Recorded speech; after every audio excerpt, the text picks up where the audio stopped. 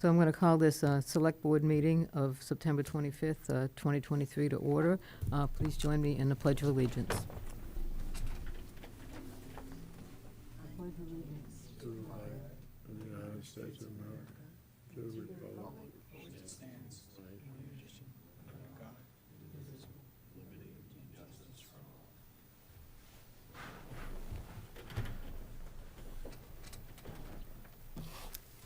all. So as I mentioned at our last meeting, our former chair did resign from the Select Board, which per our policies requires us to select a new chair. So we will do that before we get to the regular part of the agenda. So do we have any nominations for chair? I nominate Pat Wojcik. I'll second. Okay, I'll accept that nomination. Any other nominations? We have a motion to close nominations then? I think Um, just for the chair. I'll make the motion. Okay, I'll second. okay.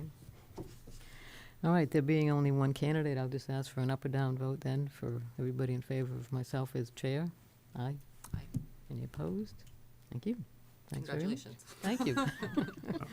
Well, we have to do a vice chair, right? Now we do, yes. I'll make a motion for Virginia to be vice chair. Okay, I'll second the motion. I'll accept. okay. All right, we want to close nominations now? I'll make a motion to close the nominations for the vice chair. Okay. I'll Uh, second. Okay, all in favor of closing nominations? I think I forgot to do that the first time. Okay, and there being only one candidate, all in favor of Virginia as vice chair? Aye. Any opposed? I'll make a motion for Aaron to be the clerk. I'll second. Okay, and you accept that accept. nomination? Okay, you going to close nominations now? Close, I'll make a motion to close the nominations. I'll second. Okay, all in favor of closing nominations? Aye. And there being only one candidate, all in favor of Aaron as clerk? Aye. Aye. Any opposed? All right, very good. That was a lot of votes in 60 seconds. How about that? Yeah. All right, very good. Thank you all for your vote of confidence. Okay, now we'll go to public service announcements. Yep.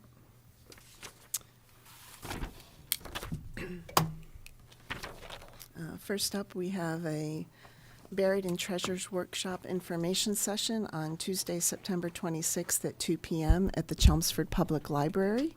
If you're interested in learning how to clean out and organize your stuff, anyone is welcome. And if you have any questions, you can call Amy or Taryn at the Chelmsford Health Department at 978-250-5241 or email tangel@chelmsfordma.gov. And next we have the Chelmsford Health Department Fall Festival on Saturday, September 30th from 12 to 4 p.m. It will be at the Chelmsford Center Town Common, and the rain location is the Chelmsford Center for the Arts. So anyone is welcome to come by, enjoy the food trucks, music, the kids' activity, and the health education and more.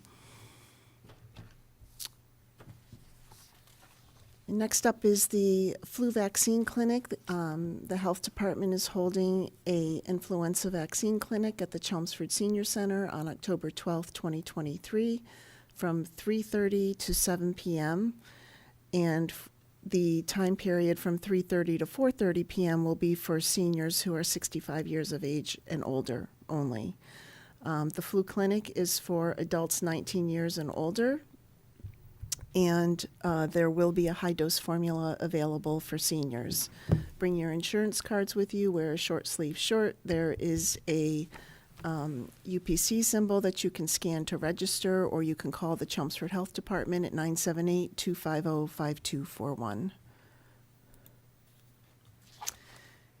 And last, from the Department of Public Works, the Highway Division is seeking contractors for snow plowing and snow removal for the 2023-24 winter season.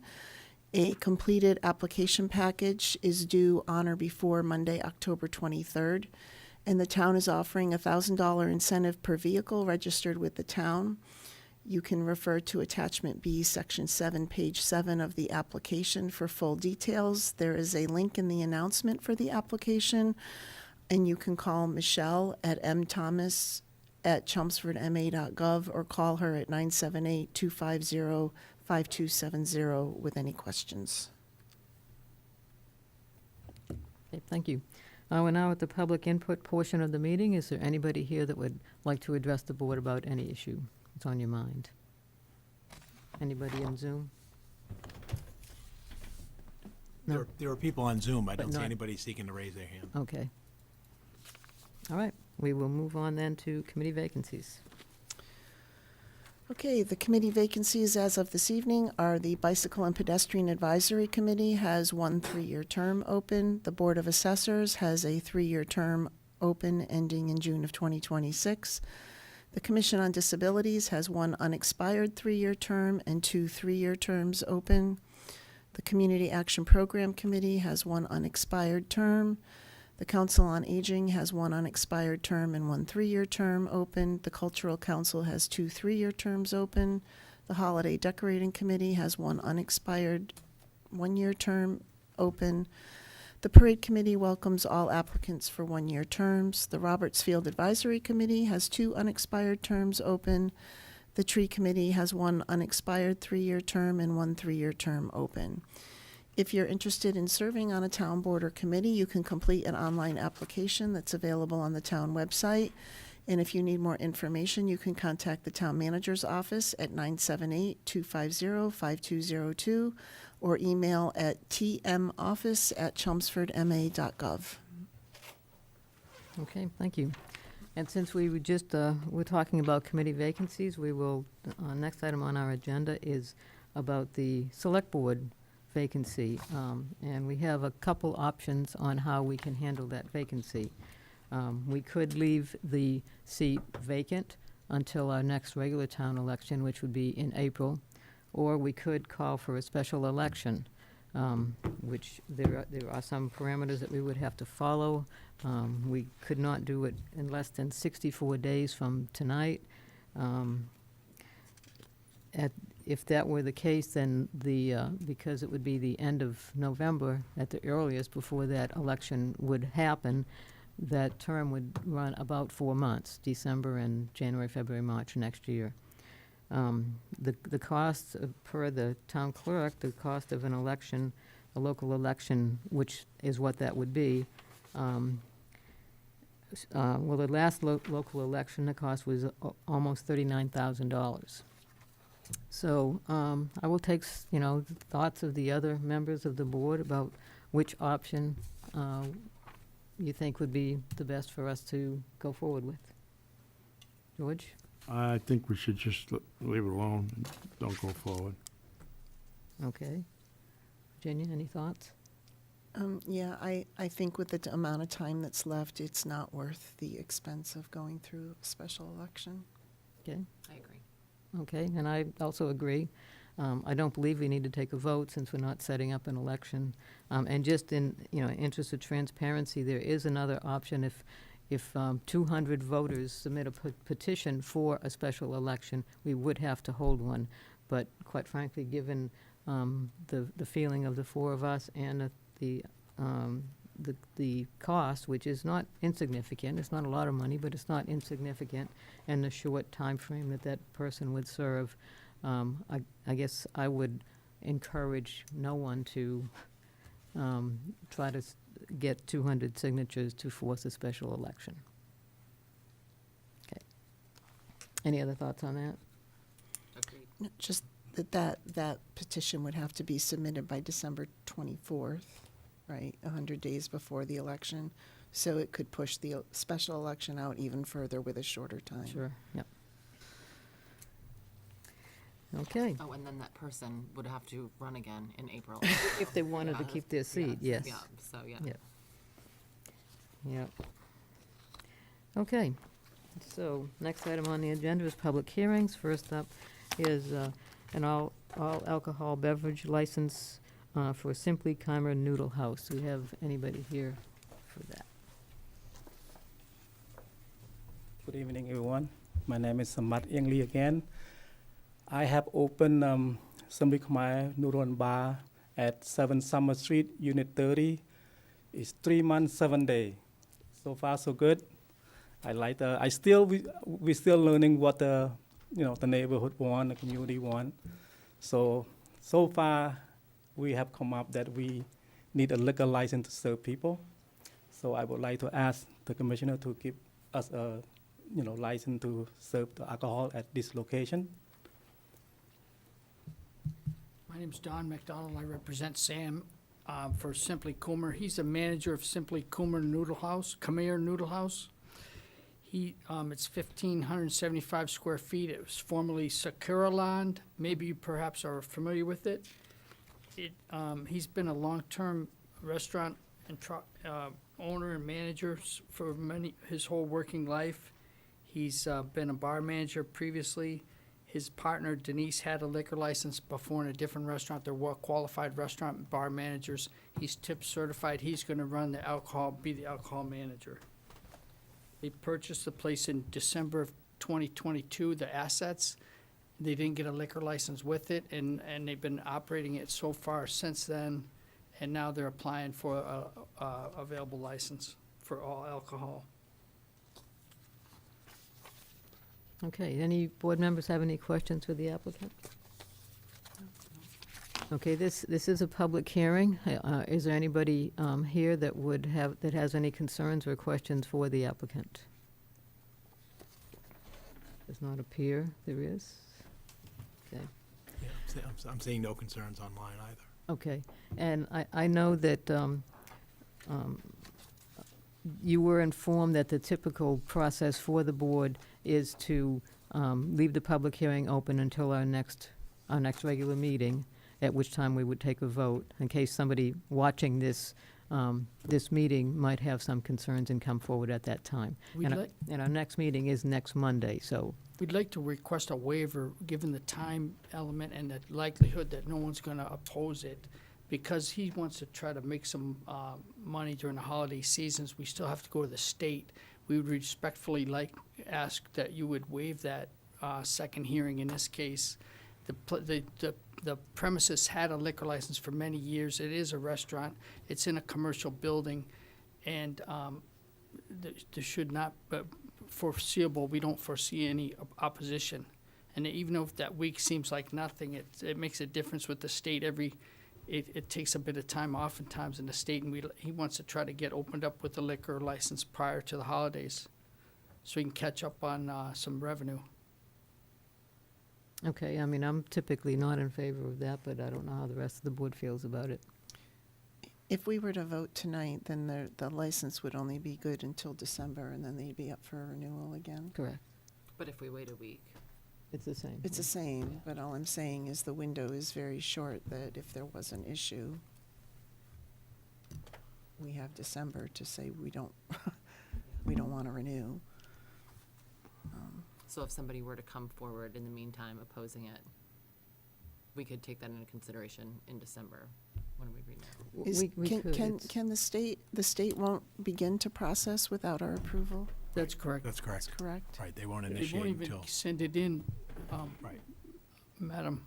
They won't even send it in until you guys vote on approval for the license at the town level. But if he's had a license before, then they have a record of his experience, or if he has had a problem, they'd surely. He has never had a violation, however. That's my point, yeah. Right. His name he wasn't the manager per se, but his partner in this business has had a license prior, and there's never been any problems. It's not like a nightclub or anything. This is like a restaurant bar. It's not good. It's not really issues with minors, serving minors or anything. It's a small place. There's 45 seat capacity. What are your hours gonna be for serving the alcohol? Serving alcohol. What are your hours there? He's not going to change his hours. Right now, we are closed, restaurant closed at 8:30, so I would like to stay the same thing. I don't want to go any further hour. Yeah.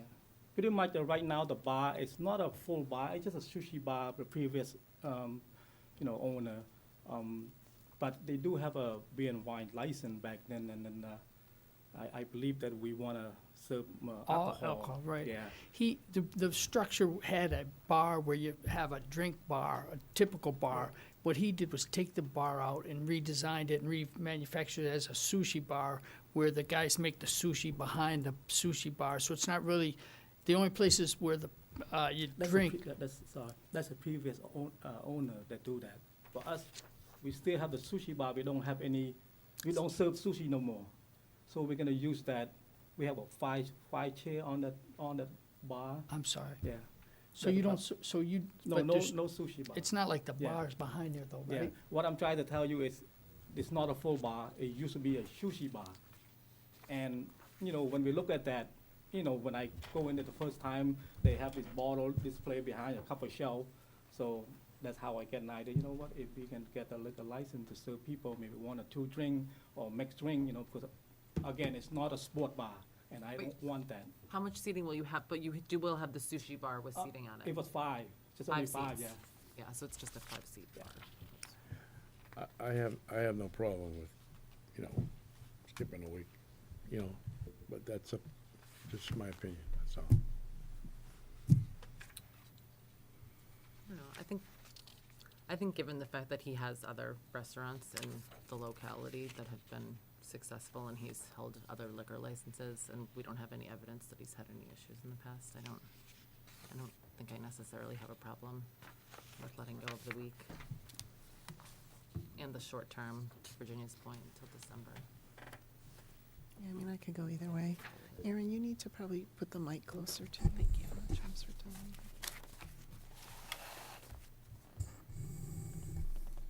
George, do you want to make a motion? I'll make a motion that we approve the, Well, we have to. You have to we waive the, Public hearing. the reading. excuse me, I'll close the public hearing. I'll second. Okay, any further discussion? All those in favor of closing the public hearing? Aye. Okay, I'm gonna oppose, but it is closed. Thank you. I'm just philosophically. Now I'll take a motion to approve it. I'll make a motion to approve the all alcoholic beverages restaurant license for Simply Creamer Noodle House LLC at 7 Summer Street, Unit 30, as presented. Second? Okay, we have a motion and a second. Any further discussion? All in favor? Aye. Okay. Thank you very much. Good Good luck. luck. Okay, next we have our double poll public hearing. And Curtis Davis is on the Zoom call this evening, as well as his associate, Enjoy. Joy. Yep. Yes, good evening, Manager Cohen and the Select Board, Curtis Davis with National Grid, and joining me is Joy Banks with National Grid as well. And excuse me, Laura Kelleher as well. There's 3 of us this evening. Okay, do you have any update you want to provide to us about what's happened in the past, I guess it's been almost 2 months since we last saw you? Sure, I can give an update as to where we stand with the open tickets currently with double polls in the engine system, which we track. So the last time we met, there was 140 double polls on that report.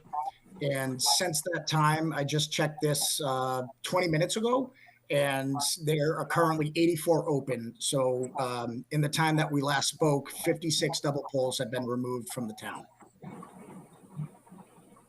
Okay, so the ones in this report that we have are the ones that are still outstanding, is that correct? Yes, that's correct. There might be a few missing since I submitted that on Wednesday, but shouldn't be many. It should be around probably 5 to 10. So it's almost pretty accurate. Okay, so we don't have an idea of which ones you were Which taken ones care- came off the list? Which ones came off the list, yeah. I mean, I think, going forward, if we're gonna have these reports on a regular basis, it would be good to have that report too. But we did not ask for it specifically, but, I mean, one thing that one spot that I've been noticing is Billerica Road. And according to this report, it only shows, I think, maybe 5 on Billerica Road, and I know there's 3 times that. So unless all the ones that are not listed are all on Billerica Road, I guess I would question the accuracy. And Paul, I don't know if we have any way, if we have any sense for how accurate or not it might be. We'd have to go out and do a visual. A related question to that was, the last time we talked about reconciling National Grid's list with the inventory that our DPW did. So, like, I would just like a comment on the status of, have those two lists been combined, or does this list still reflect only what National Grid previously had on record?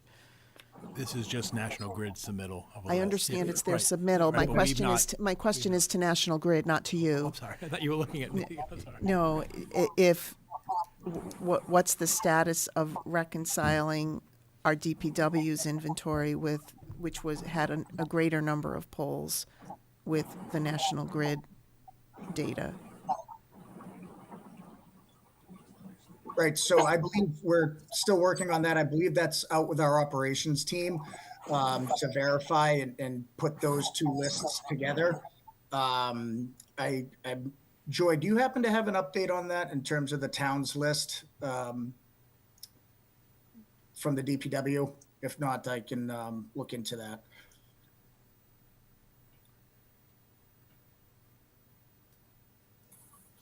Someone keeps muting me. I don't know what's going on. I don't have an update on that. I am not Okay. working with operations to reconcile a list. If, it could be as simple as just doing a VLOOKUP to see what's on their list that isn't on ours. And it depends on what information they captured, right? So if they didn't have our poll numbers, or I'd have to look at the data. That's not something that I followed up on. Yeah, I believe the list that was provided, it said the amount of double polls that the town noted on these specific roads. There was no address, there was no poll number, so it's taking a little bit of time to go out there and find that double poll, and we're making sure to get the correct tickets entered into engines so those don't fall by the wayside as well. Is that correct? But that is something that I'll be working on with operations and continue to work on with operations to make sure that that list coincides with the engines list. Yeah, I mean, So- yeah, that's correct. I mean, Christine Clancy is here. They did that inventory in August, right? So now we're at the end of September, end of August. So it was about a month ago they did the list, but they didn't go out and specifically identify every exact poll by poll number. But I think the bigger point is you're noting is, how do we identify polls that are not on this inventory? As Pat was getting at, is she suspects there's some on Billerica Road. We suspect there's some others, many others across the community. And I think the only way to do that is, again, if somebody's got to go out there and do the work. And right now we have the DPW.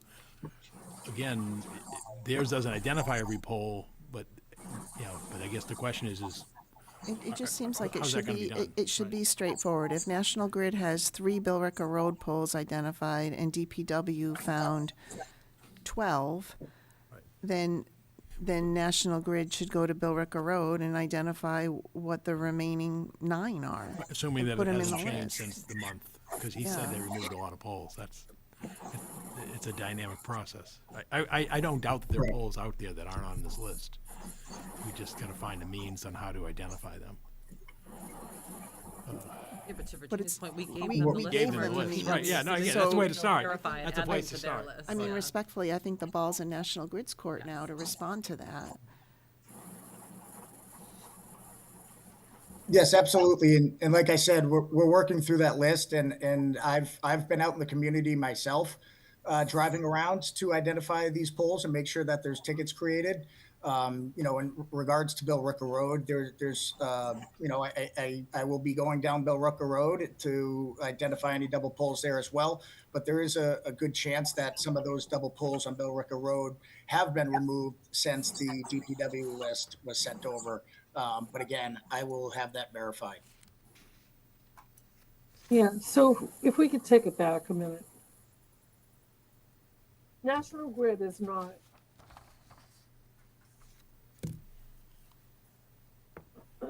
We can hear you fine. I know, I'm just trying to gather my thoughts. Oh, okay. Sorry. I mean, perhaps a good way to update this would be to have another column in here that indicates who the tagging party was, whether it was National Grid that added it to the spreadsheet or whether it was identified by our DPW. I think And this that is way you'd generated have- from their system. I don't think it's just a spreadsheet. This comes Yeah, right but they from could the, combine it with ours and with an indicator of who They're not identified they're not it. going to. No, that's It's a not- shared system of multi-utilities. Yeah, They're not they going to can't. push our stuff in Well, I there. can, if they want to send me this. I Sure. can do No, that. I understand, can- but you, right, but I'm just saying is why should you have to do that? Well, yeah, I shouldn't. They can also.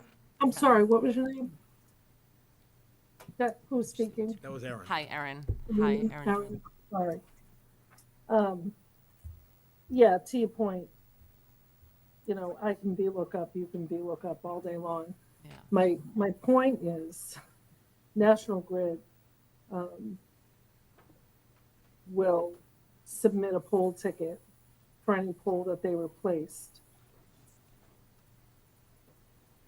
There are circumstances that I've been investigating. For example, we just had two major events recently, back-to-back storms, and I have yet to see any new pole replacement activity on the report. So I am looking into that with the business to see, you know, where in that process, like, I reached out to operations today to say, okay, where are the tickets? Because you can't tell me we didn't replace any poles in Chelmsford during that microburst. I mean, the chances are slim to none, in my experience. I was told that I had to check with our clerical department. So, Curtis, I'm going to be working with Betty tomorrow from work support to try to sift through the tickets in their email box that they get received to see if there's anything in there for Chelmsford. I'll also look for the Bill Ricker Road. The woman who mentioned the Bill Ricker Road, and I'm very sorry, I'm bad with names. And your name isn't showing up on the monitor here. So, as recently as this week, you're driving by Bill Ricker Road and they're there? Yes. Yes, I mean, Brooker Well- Road is where this building is, so I drive it frequently, yes. I live in the city of Boston, so you may as well be in a foreign country. I've never been to Chelmsford. So Bill Ricker Road, does it span a few miles? Are we talking about 24 poles, a dozen? What, are they one after the other? Yes, yes, I guess there was some, pretty significant, construction and new power lines or whatever that happened within, the Okay. past 9 months, and they, Okay, almost every one is a double pole at this time, and it looks like none of them have been removed. perfect. Curtis, do you think those are directly related to the number 9? Because if they were, why That's- wouldn't we have already submit the tickets for those? right, that was part of the Chelmsford number 9 project, and those tickets should have been submitted. So I'm not sure why there's polls on Bill Ricker Road as part of that project that there are no tickets for. So Yeah. something we'll have to talk to the supervisor for that job, just to have him. Okay, and then back to the group. We will do the work on the list, so Erin, you don't have to worry about that. I'll work on that with Curtis and Laura. However, going forward, if the town is gonna collect any data, we need to have ELCO, electric company poll number and in the street.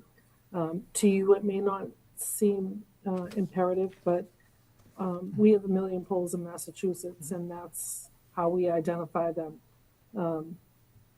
And if there's an absence of an electric company poll number, you could choose the Verizon poll number, although we don't always have that on file. Most cases we do, but So we're doing a little Yeah, I don't think we intend to do this again, this exercise again, Okay, so, then we don't have to worry about it. oh, but we do want the polls addressed. Yeah, we're Right, absolutely. addressing them. I think we've done a lot of progress. I'm not sure if you heard Curtis. We've removed 56 of these poles since the last time we met. That's extraordinary.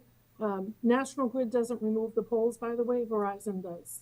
So Curtis and I and Laura are gonna shepherd this effort for you. National Grid's work, with the exception of a very few number of poles, has been completed. And like that, as a courtesy to the town, we're just gonna shepherd this for you. In cases like Bill Ricker, it's good for us to be in the know here.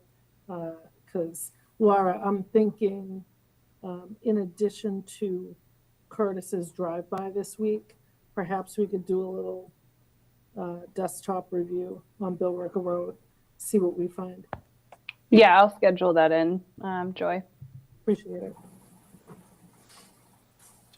So, Yeah, so- Curtis, what I'm hearing from this conversation and from you is between now and the next time we meet, you are personally going to look at trying to get the two lists reconciled, not just Bill Ricker Road, because there were others that were missing from that list.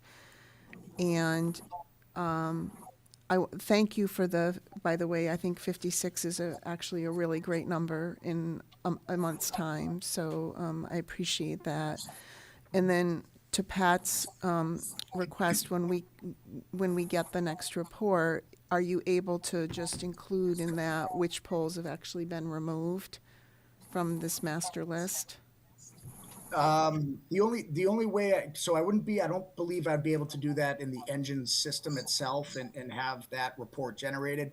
The only way I would be able to do that is to compare the last report that I sent to you to the newest report that I would be sending to you, and just seeing what the difference is. How do you know that 56 poles were removed? Is it just math, or do you actually know which of the which poles are in those 56? I do the math. I take the amount of double poles that we had on the last report that was sent to you, and just subtract You just it do the from arithmetic. Okay. Yes, exactly. Yeah. Curtis, Laura and I can work with you. We can pull a list. Yeah. Okay. Yeah, Curtis, you can send me some of those lists and I can take a look. We just have to pull the completed. Okay. Yeah. Thank you. Yeah, so they So- can all be completed. See, there's more to it than I know. So I was just doing the math. Okay, so, unless anybody has any other questions, I think we just have to wait till the next report to see how much progress has been made and if it has been reconciled. And I would think that would be your meeting in 4 weeks, not next Monday, right? Well, definitely not next Okay, yeah, Monday. so I wouldn't That's expect It's that. October 23rd, 4 weeks, okay. Yeah. The other, And I also have a meeting with Verizon this upcoming week with their operations team. And I'll speak to them about the urgency of cleaning up the Chelmsford poles. okay, so we'll put you on our agenda for October 23rd and hope to have some more good news then. One thing, I would make a suggestion. This is a public hearing that we've been continuing, but it's really not necessary to be a public hearing. And in fact, if for whatever reason we decide we don't have a meeting on the 23rd, which is possible, but if we continue it till the 23rd, then we would have to meet and continue it again. I would propose that we close the public hearing, but still have them come on a regular basis every month or Yeah, every I'm fine with 6 that. weeks. Okay. Yeah, and what we'll do, we'll take away a couple of action items here at National Grid. So the first one is, there's no reason my team can't pull a report tomorrow to tell you what's been removed. That's easy. So we'll get that out via email to whatever distribution emails you want to send it to. If it's one person that's going to forward it, however you want to do that. And then the Bill Ricker Road, I want to understand what's open on Bill Ricker Road and where those tickets are, because they should be reflected in the report. If they're not, then we'll have to create those tickets and get after operations about that. So, Curtis, that's gonna be a separate action, to figure out Billerica Road. And then, the reconciling of the list. Curtis, I don't think there's any reason, we could set up some time tomorrow. You send me the two lists, I'll get it over. Laura and Keith can apply their Excel expertise to get a Perfect. Yeah, that would be great. check and balance. Yep, and just to reiterate to the town, that we'll make sure that the two lists are combined, and whatever discrepancies are between the two, we'll make sure that those are cleared up. And if there's a double poll that is not within the system, we'll make sure to get that ticket created. Yeah, it's not a perfect system. I wish I could say it was, and we're working on it. But if I don't have tickets on Billerica Road, that means they were submitted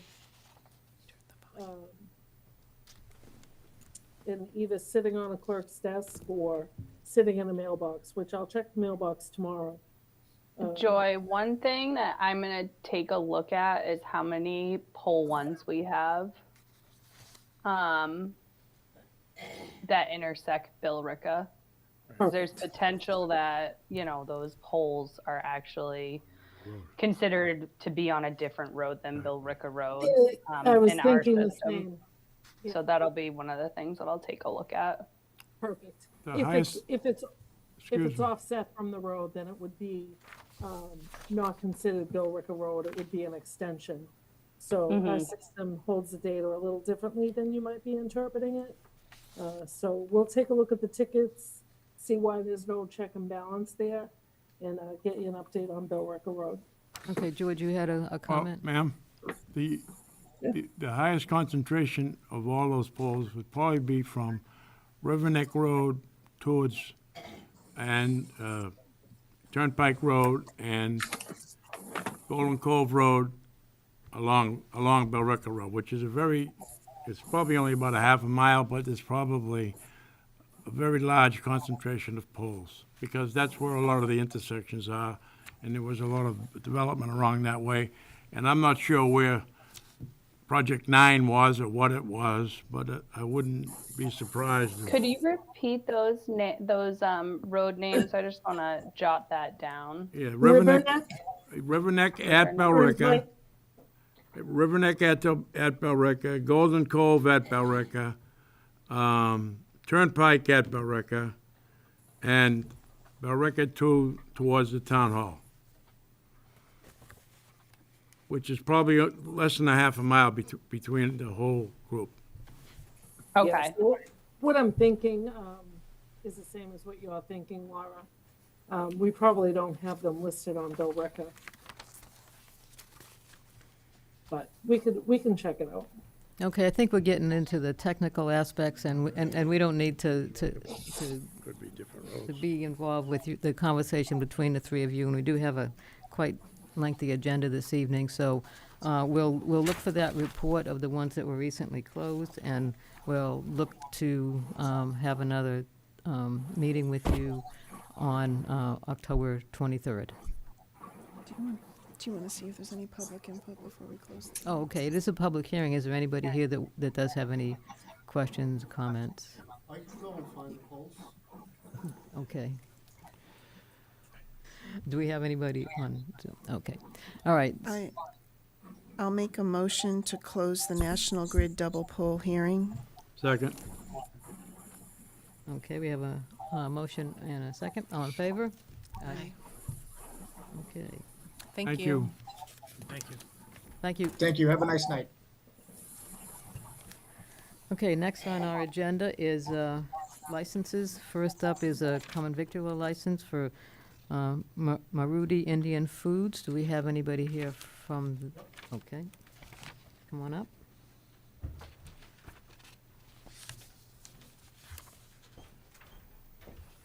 And why don't you tell us a little bit about your new endeavor? Yeah, I am Parmesh Krishnan.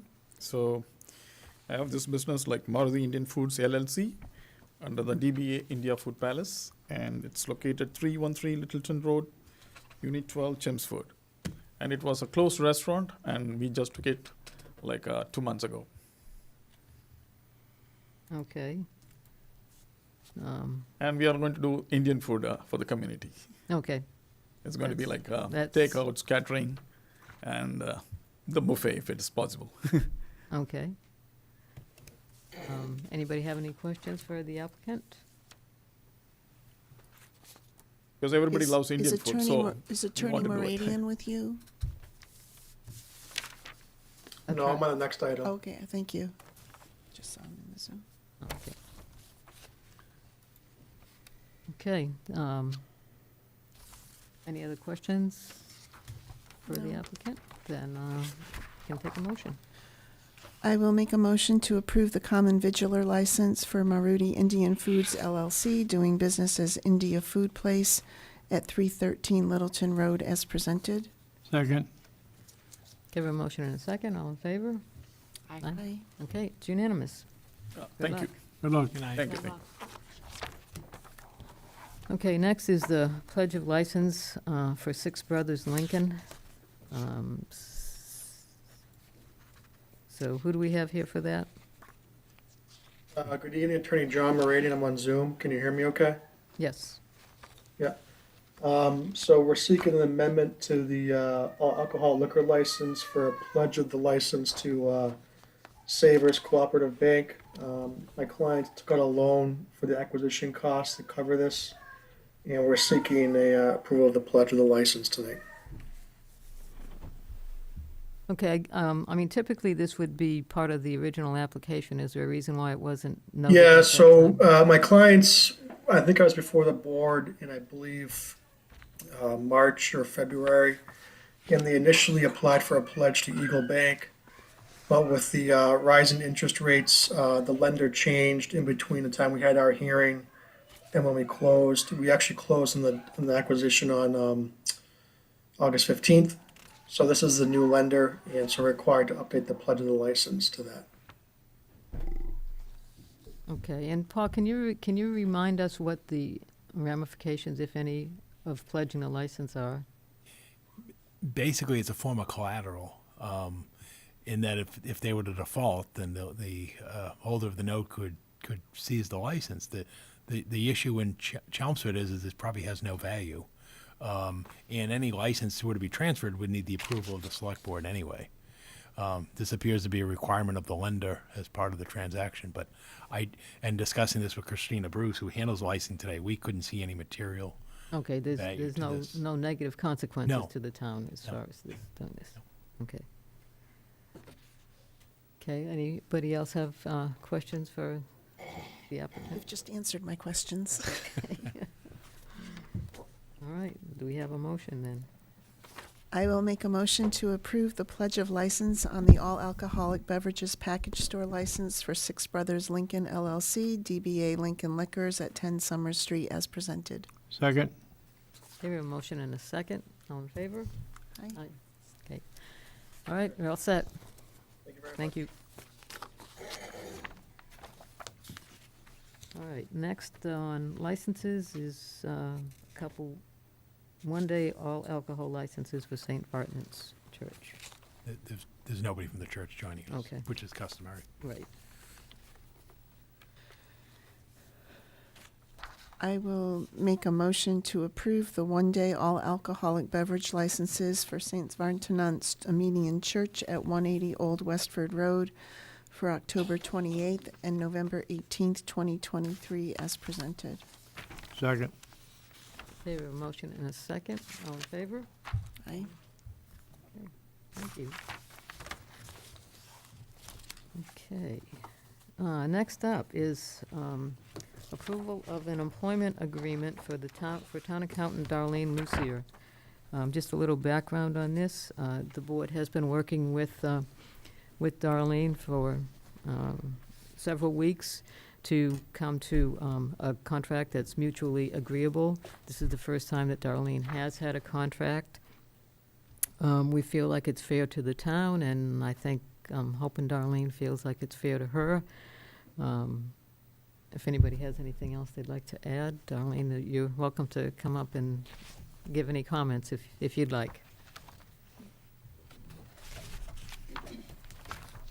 Good evening. I just want to say that I'm grateful to the board for giving me the time and support working with this contract. I really sincerely appreciate the recognition in my work that's valued in this contract.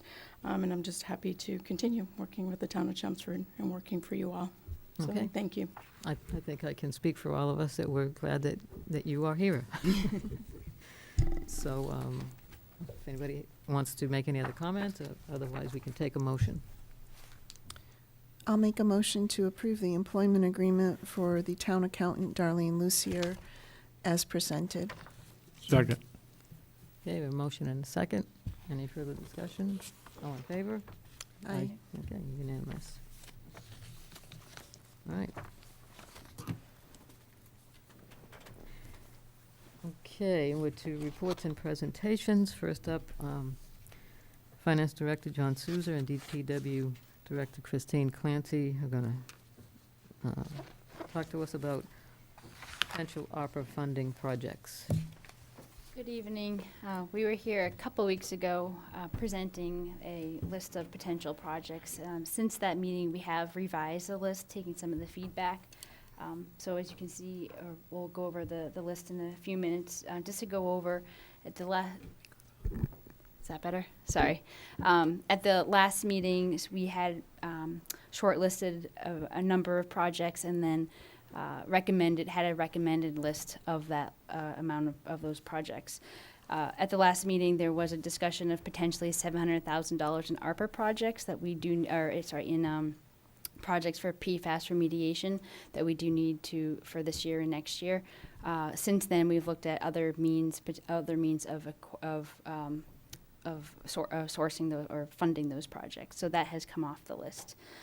So in total, and I'll go over the list, we have come up with a $2.16 million of recommended projects, which includes a $350,000 contingency. We have, in terms of what we've previously allocated, there's $2.3 million left. So the recommendation is how we could potentially fund the balance. The projects that we'll go over are focused on drainage. Given that the season that we've had, the high intensity rain events, we're seeing a lot of flooding concerns, a lot of watersheds, or just sometimes are localized issues that we have potential solutions, but we need the funding, in some cases substantial funding to rectify these problems. And to go over, I guess next maybe just go over the list of projects, and if there's any questions. I'm not going to go over every single project because it's similar to what we discussed 2 weeks ago, but just to highlight some of the changes and quickly go over is the first 3 projects are watershed assessments. I did talk about the watershed assessment needed at Graniteville and Davis Road at the last meeting. This is an area where we want to look at the infrastructure. We also have a drainage easement that exists in the Graniteville-Davis area that potentially needs some dredging, but in order to do that, it's a whole watershed assessment that we would have to do. Also looking at the infrastructure, the culverts that feed into that drainage easement and exiting that drainage easement, and then looking at all areas tributary upstream of this location. We have received in this location reports of people or at least one property owner that has feet of water in their backyard, and we think it happens when there's high intensity rain events. So this is a much needed effort. This also, going back to the stormwater master plan, was a recommended location to do further watershed assessment. Number 2 and number 3 are also watershed assessments. This has been added since when we met 2 weeks ago. These 2 locations are also locations where we're receiving a lot of complaints right now, given the amount of rainfall that we've had. The Dunshire area being one of them. That area is, it's right adjacent to the Merrimack River, and so people are experiencing flooding in their yards, or in some cases in their garage. And then the last on this list is Evergreen Street watershed assessment, and that's in the area adjacent to the Market Basket on 110. Both number 2 and number 3, if we go forward with the assessment, I do think that some of the potential solutions or recommendations, whether it be culvert upsizing. Some of those, that infrastructure might fall on the responsibility of Mass DOT, but I think if we can have the assessment done and then work with them to see if they could, if the solutions are within their jurisdiction, coordinate with Representative Rodney Elliott in the state to see if we can potentially move forward some of those solutions. We would do these 3 projects over starting immediately with a consultant, getting a scope, and then hopefully having a solution for potentially for next spring, next summer, depending on what the recommendations are and what that funding would need to be done. In these watersheds, all 3 of them are highlighted in our stormwater master plan as recommendations. So George, you do have a question for Christine? Well, I was just gonna ask if there was any way that we could, and I know, work, the number of workers, et cetera, is a concern, but this Davis Road project, we've had trouble for many, many years, and it's been awful this year. I'm sure you've seen it, and I've Yeah. seen it, and I was just wondering if there's any way, if you needed a vote from us tonight, we could make that vote and appropriate the fund, make the funds available so that if you could get working on it, because then, the problem may be that, we're coming into the cold weather too, and if we ever got an early winter type with frost and what have you, it's all, you get a lot of grass, I don't have to tell you what's there, but we go by it every day, and I've been involved since, how long have we been involved with that project? 10 years? 1,000 years ago, yeah. Yeah. 1,000 years ago, yeah. So it's something that needs to be really looked at if possible, and would really be appreciated. So if you need us to, I would ask if we could if you need us to make a vote to appropriate the money tonight. If the rest of the board agreed, I would like to see, I know everybody wants their project done tomorrow, you know what I mean? But that's a big one. Sure. So I think in terms of a timeline, a lot of these projects on this list we do want to try to have completed over the winter. Number 1, 2, and 3 here being watershed assessments. That's where we can't entirely rely on internal resources. A lot of the projects we're going to try to do in-house over the winter.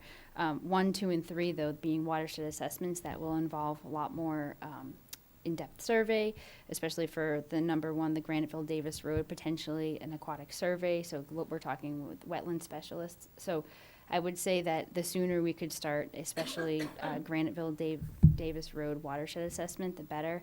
I know also in terms of some of the adjacent property owners in that downstream watershed area they're calling or emailing.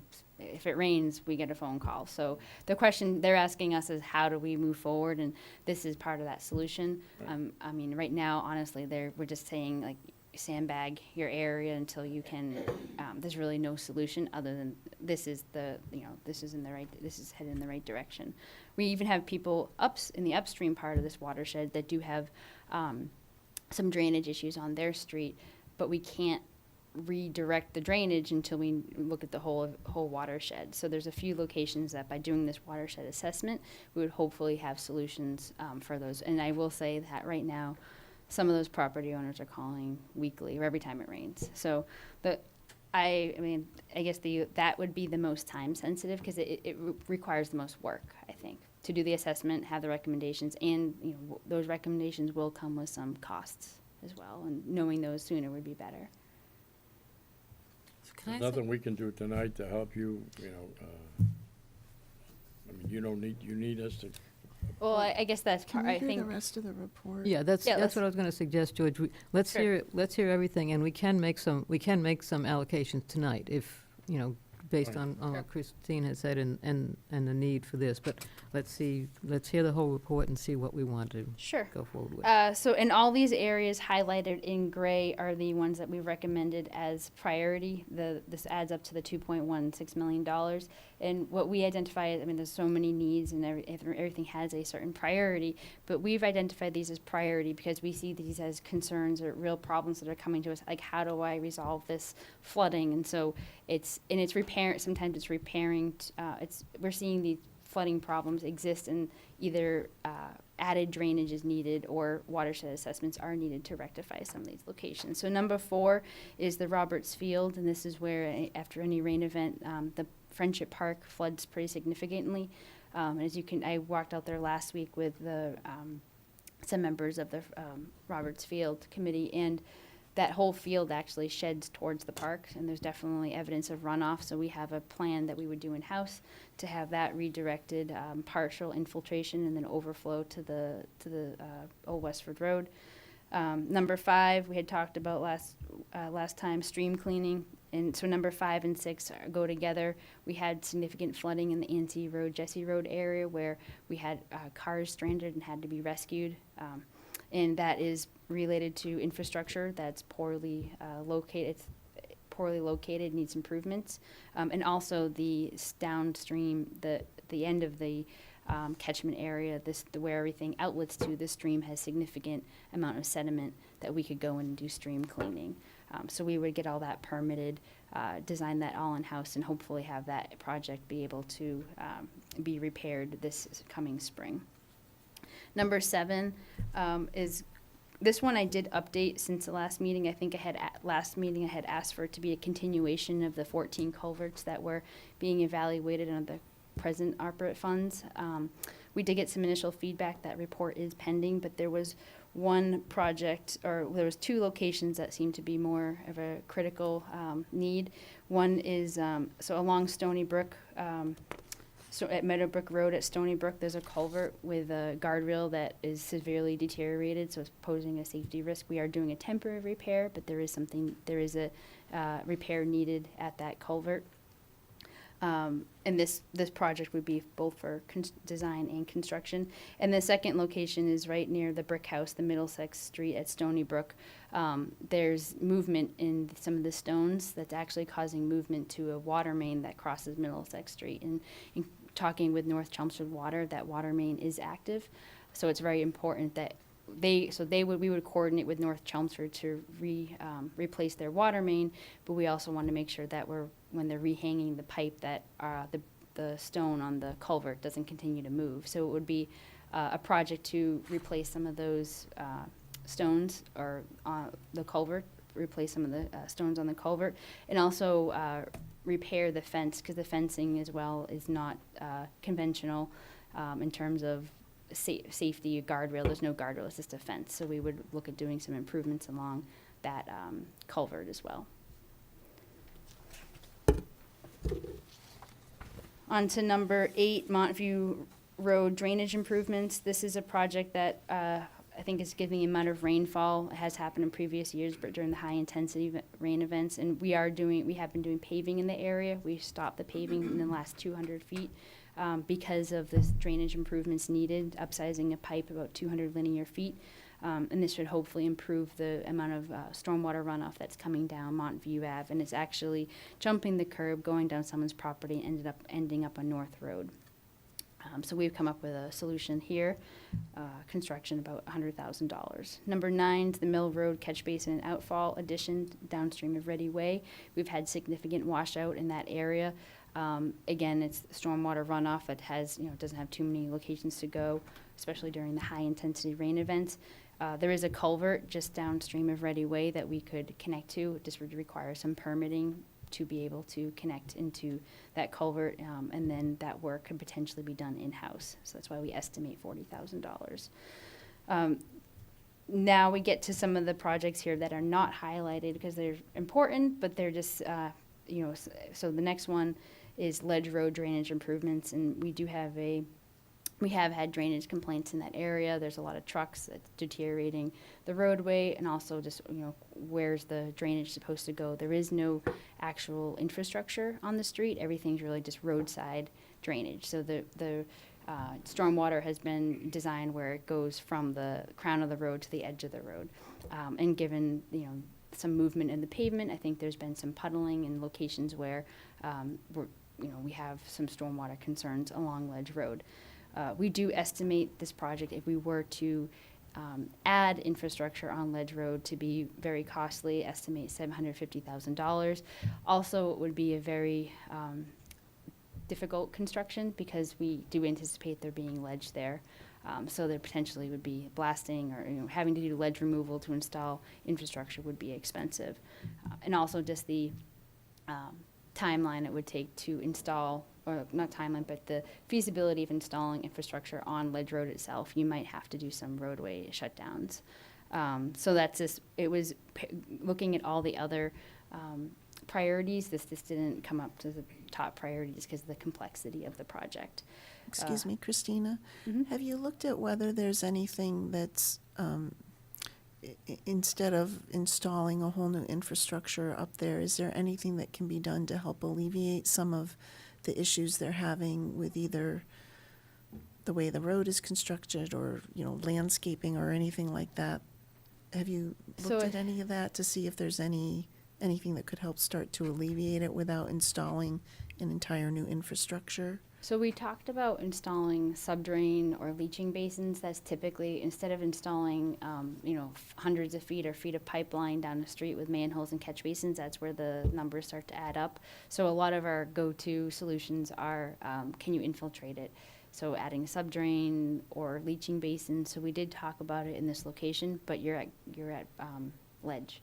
So if without having the infiltration capability, that's potential, as we could potentially try to install a subdrain in some localized areas, but we highly anticipate there's nowhere to move that water to. So then it wouldn't, Okay. and sometimes when that doesn't work, it can cause, so we have a couple examples on some other streets where we had installed subdrain and it's not working and now the road's buckling. So unfortunately, it's not we can't find an easy solution. Eventually, we will have to repave the roadway. When we repave the roadway, we'll be pitching it, and it is pitched. It's just it's starting to deteriorate. It's still a very drivable road. It's just starting to deteriorate. So I think that's where you're seeing some of the puddling occurring, especially where trucks turn off to the side, and so you see some areas that are rutted. It's a tough solution, unfortunately. Number 9 and 10 are related to sewer improvements, flow metering improvements, and then in order to do the flow metering, we need to upgrade cell modems at all of our pump stations. The flow metering improvements would be just at our stations that we report for the monthly flows. And in terms of our II removal that we're looking into, if we can have some more real-time monitoring at our pump stations, more accurate real-time data, then we can hopefully further evaluate and analyze the data. Right now, we're getting daily readings, and so it's hard for us to correlate that to real events. Number 11 was the procurement of the generator we talked about. Again, it's important, but we can always look at other ways of procuring it, and also I think it was mentioned last time, might be regional opportunities. We could rent one if we had to. Number 12, this was a project we've been looking at for some time. At 54 Richardson, the need to install an oil water separator at the fire mechanics garage. This design would be done in-house. That's reflected in this cost. This is the cost of the construction is estimated at $75,000. Installation of EV charging stations at municipal buildings. So at town offices, DPW, and the library, we would install additional electrical vehicle charging stations, potentially one of those locations being a fast charging station, potentially the library, just given its central location.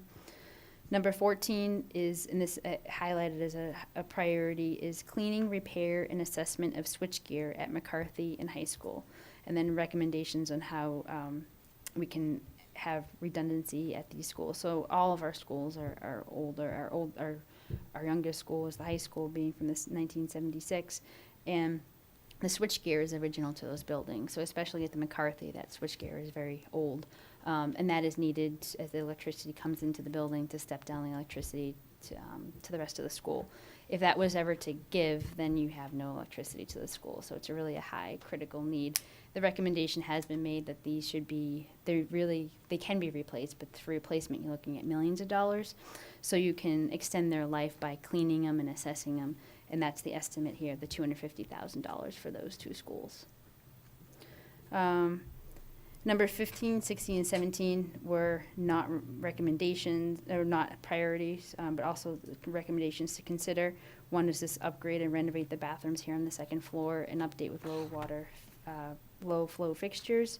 Number 16 and 17 were HVAC improvements, Old North Town Hall, and then the CCA. I know the CCA we had talked about a lot, I think it was last year, about how hot it was, and we have made improvements over the year, and we haven't received any recent complaints. And so I think some of the improvements we've made kind of made this not as much of a priority. So in total, we have $3.6 million. We only have $2.3 million in ARPA to allocate. And so we've come up with this list highlighted in the gray items as 1.8 million with a contingency of $350,000 to a total of $2.16 million. And like I said, we would do a lot of this work this winter in-house. It's the watershed assessments that would probably take the longest to timeline to procure, because we have to just work with consultants, and some of that work would be weather sensitive. Thank you. Okay, so as Christine mentioned earlier, we have until the end of next year to allocate these funds, but we can do it now. We can do some of these now. We can, the ones that seem to be highest, most immediate need, or go with all of those that are listed as a high priority. So I don't know what the sense is for everybody else. Erin, you want to start the discussion here? I have a couple Wait a minute. questions. Okay, sure. So if I'm understanding this correctly, when you did the last monthly report of the ongoing projects in August, we had about 2.6 million left, assuming all those projects came in on budget. Yes. Yeah, I think I had said 2.3 plus the contingency. 2.677. So what you're saying is, with the 2.1 million here, you built in 350K of contingency, but there's still another 500K out there Yes. that is not allocated even to contingency for the ongoing projects. Correct. Okay, and then in the ongoing projects, I think there were, I just quickly counted, there were and I didn't look at the dollar amounts, Christine, but there were 8 that were either yellow or pink, so either partially procured or not procured. So what is, do you have a sense for what the risk is or not of those coming in on what's been allocated? Yes. So I think essentially the ones that were yellow were the ones where we had completed the work in some of the schools, and we were just evaluating if there was still some additional HVAC needs. So we don't anticipate those will be coming in high at all. So those Okay. numbers I'm very confident about. The only ones that we haven't advanced as to the extent that I really wanted to was the testing and balancing projects. I think so. It looks like it's 5 projects, but it's actually 1 project. So that's the last one we have to advance. But So all the HVAC units go under that? that will be under 1 contract, even though that looks like it's 5 projects. That we're fairly confident in the pricing, but right now, still pricing is all over the place, so it's hard to estimate. I think the biggest projects were the senior center, which fortunately came in under budget, and then some of the other projects that we've already procured that we had significant overruns. That's all has passed. So I think it's the last of the tab. So those ones that look like they're 5 projects, but they're one big It's just one it's a little project. over 200,000. Does that sound right? That included, I think we included 15% contingency in each. That includes, we had carried a It's contingency. like it was 10% maybe. Okay, thank you. Okay, so Erin, your thoughts? Yeah, I think I'm open to the discussion to maybe approving some of this now. I think if it's beneficial for the DPW to kind of get going on some of this work, and they're just waiting on this, and some of it sounds like has been in the works for a really long time, and that's the direction that we're gonna eventually go anyways. I think that there's some benefit to that. I am curious, though, on the watershed assessments, is there, I mean, it sounds like the Davis Road is the one that has the most priority, but is there any benefit to kind of combining the three of those together from like a procurement standpoint? And even, I know you mentioned, like, if you have to bring in an environmental specialist, is there any benefit to bringing them in with the understanding that they're coming for all three of these assessments as opposed to just one? I kind of assume that there would be. Yeah, we probably will bring in one consultant for it.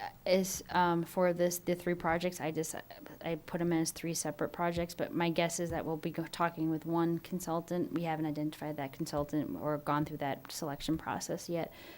We could separate it. There's a benefit of doing it all at once. Also, the part of the question is how soon can you get this done? I know consultants are very busy this time of year too, trying to wrap up before the season. So if there might be a benefit of splitting it up only in that if we can't find someone that can do all the work, but we can find two people that could do the work this fall. So I'm leaning towards combining it, but if there's a time savings in having it expedited, I might split it up. But I wonder if, like, from an approval standpoint, from our standpoint, from an approval standpoint, if it would be worthwhile to approve the funds for all three at once so that the DPW can then proceed in whatever manner is most efficient and most financially affordable, I guess. Right, beneficial, yeah, right. Okay. Virginia, you have any thoughts? No, I agree with that. And so the three watershed, the dollars that are here are just to do the analysis with the outside consultant. Yeah, these are And just. then what would happen? Would DPW implement the solution? Or we don't know yet? We don't know. So these are just, these are dollar figures that this is what we think the assessment's going to cost given the issues before us and the size of the watershed. When we actually go to do these assessments, the assessment could come in a little less, a little over, but this is a good estimate. The assessment will include surveying, in some cases an aquatic survey, permitting too, depending on what process we need to go through. Some solutions might be implemented by DPW, especially if it's more maintenance. If we get into installation if the recommendation is a much larger it depends on the solutions. Right. It will also, the recommendations will come with costs, and I think that's really the next step is what needs to be done, whether it be short-term, long-term, and what are those costs. So it depends, ultimately depends on the solutions, but this will basically provide a roadmap for how we get to that and final solution. And when do you think the assessments would be done by? Our goal would, if we could get, I would say by this winter, so hopefully January. I'm hoping for. It's important that we do any field work before the winter weather hits. So that's the critical. If we don't get that, then it will push it into later spring. But if we can get all the field work done, and we hopefully we don't have any snow till Christmas time, then hopefully we can get something done January, February. And then if there were recommendations to spend significant money outside of the DPW, we could potentially add that to this list of ARPA funding. We're not going to have a lot of money Yeah, left. there's not going to be much left. Yeah. My other question, Christine, is, so I clearly see the urgency in getting the three watersheds going. From a time perspective, like,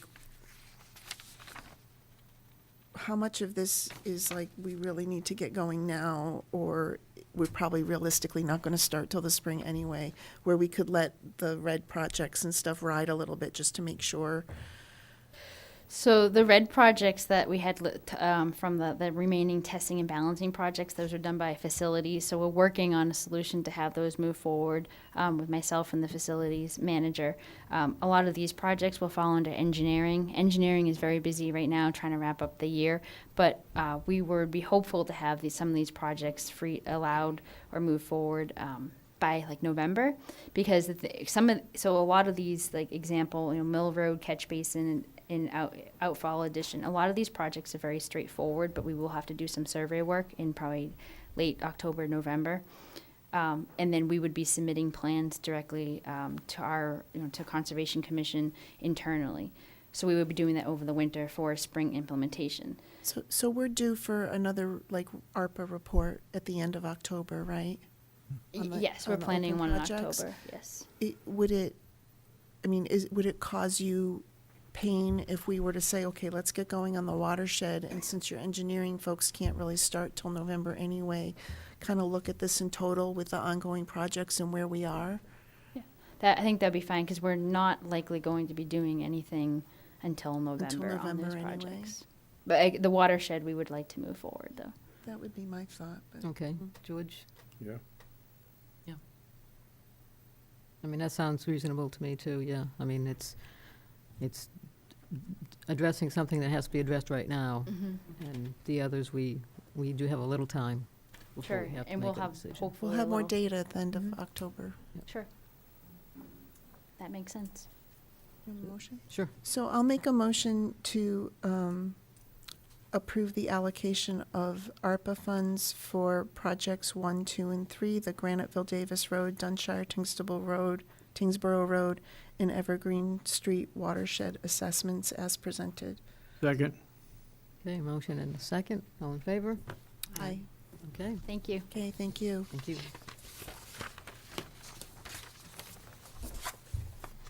Okay, next up is the beginning of our presentation of warrant articles for the fall town meeting. And I just wanted to note, we do have another meeting scheduled for next week, at which we can also talk about warrant articles for fall town meeting. So what I would suggest is we start working on these.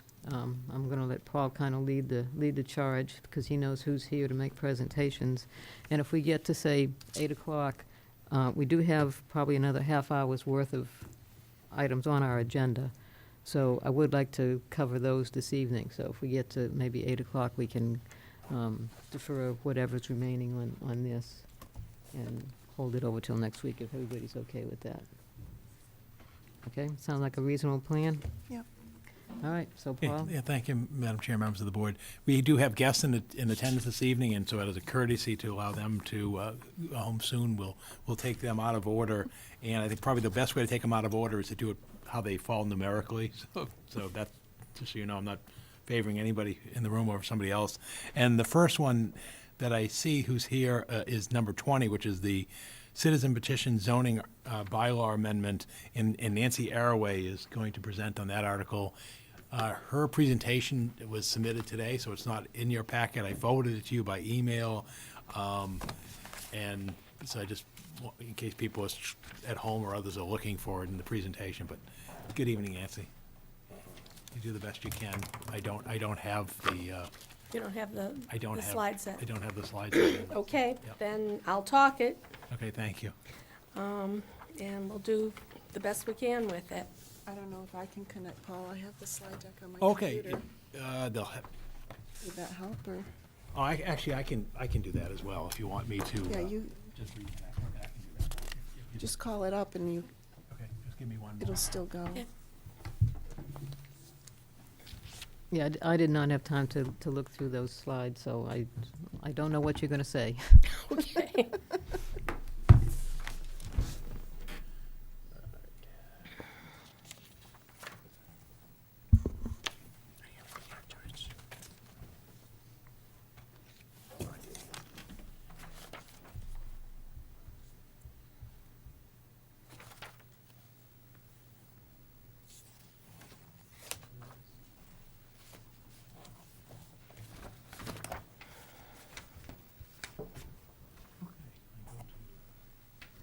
Ah, thank you. It looks like Chelmsford Telemedia picked it up. Okay. go ahead. Oh, I'll Excellent. start with the next slide, I guess. Okay, next slide.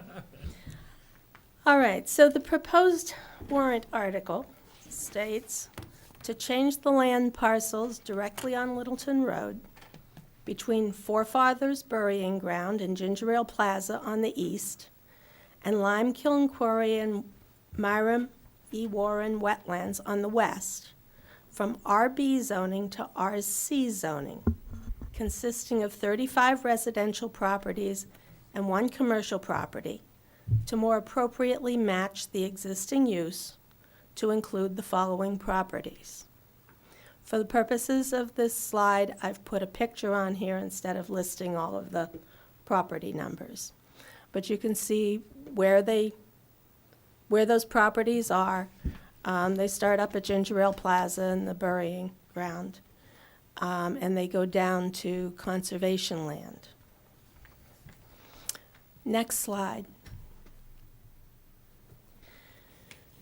This warrant article would change the village properties that are located on Littleton Road to the same zoning that is used for the village properties on the other side of town center.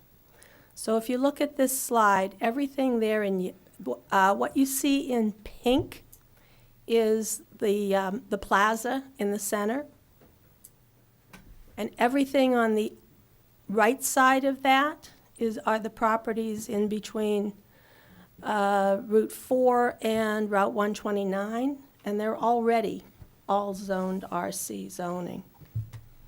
The area that is circled in red is the target area for this citizen petition, and it would change the zoning to the same zoning that's used on the other side of the center.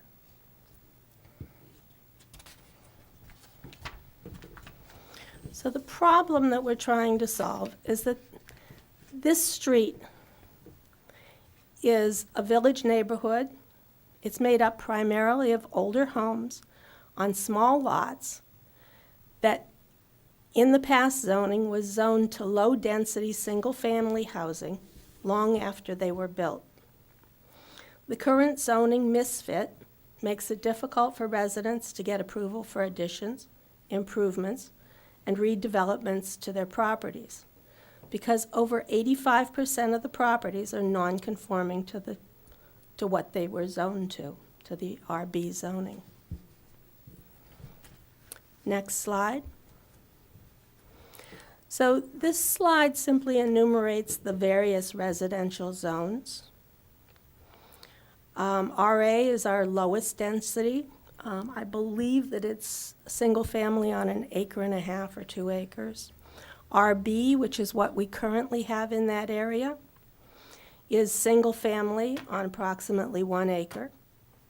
And in that zone, 2 families are permitted by special permit in pre-1938 residences on lots not less than 15,000 square feet.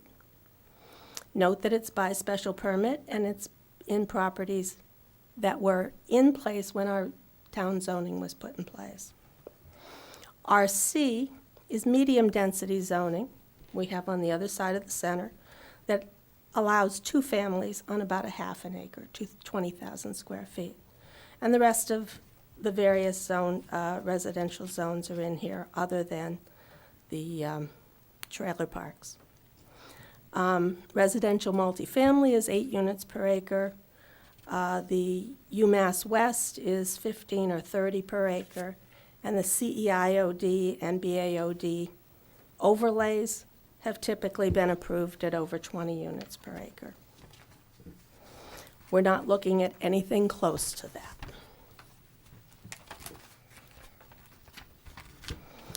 Next slide shows special permit versus by right. And this is of interest because of those pre-1938 houses.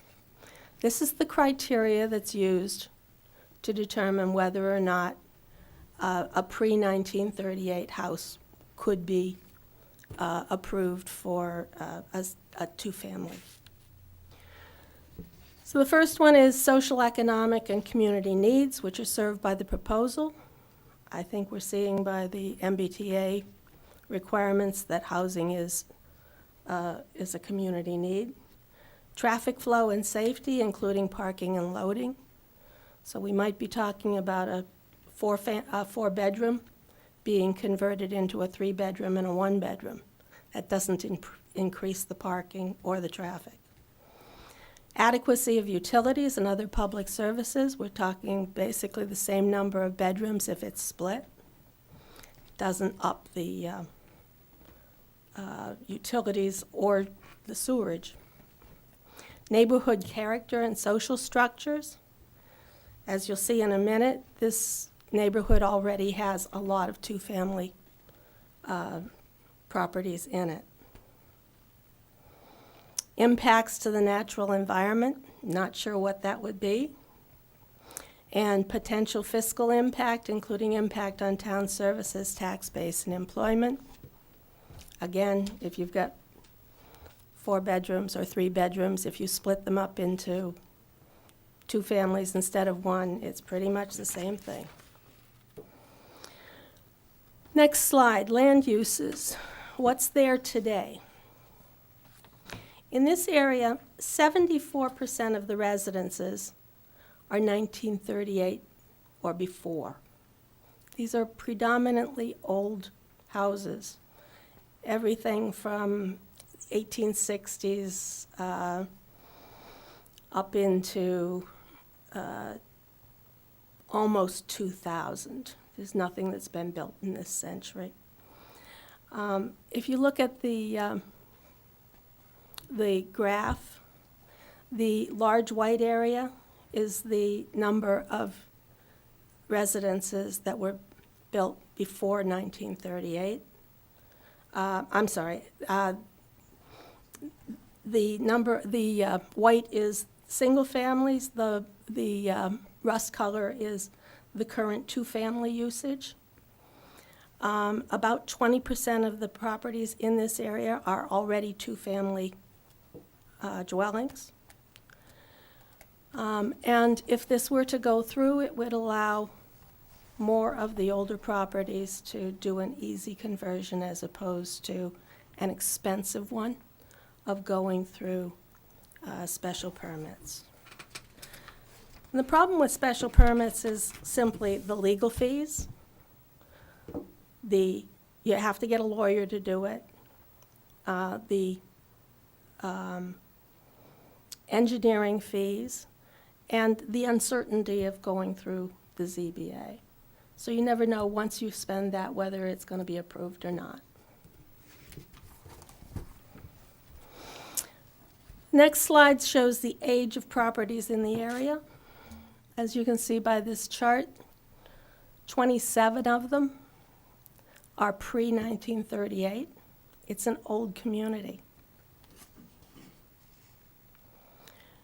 20% of the properties in the area are already listed as 2 families. In terms of lot size, these are small lots. 16 of those residences are undersized for RC. All but 5 of them are undersized for the current zoning of RB.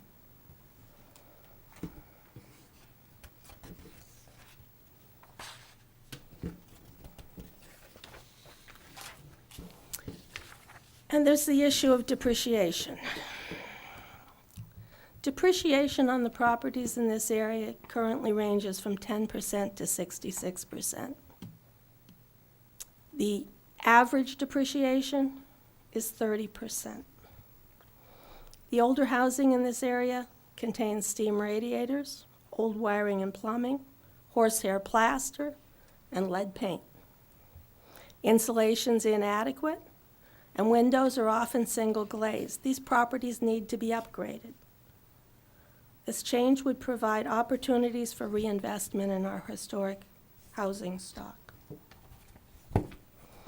The overall impact, it permits 2 families on pre-1938 construction to be by right instead of by special permit. It would permit 2 families on the 26% that were built after 1938 to be consistent with the neighborhood. And it reduces lot size and setbacks for additions and new construction on these small lots, small historic lots. I ask you for your support, and I thank you very much. Questions? Anybody have questions for Nancy?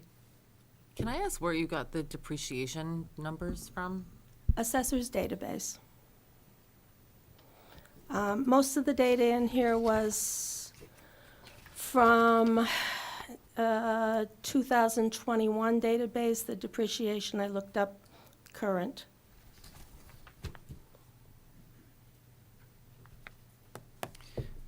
When this was briefed to the planning board, there were some folks, or at least one, who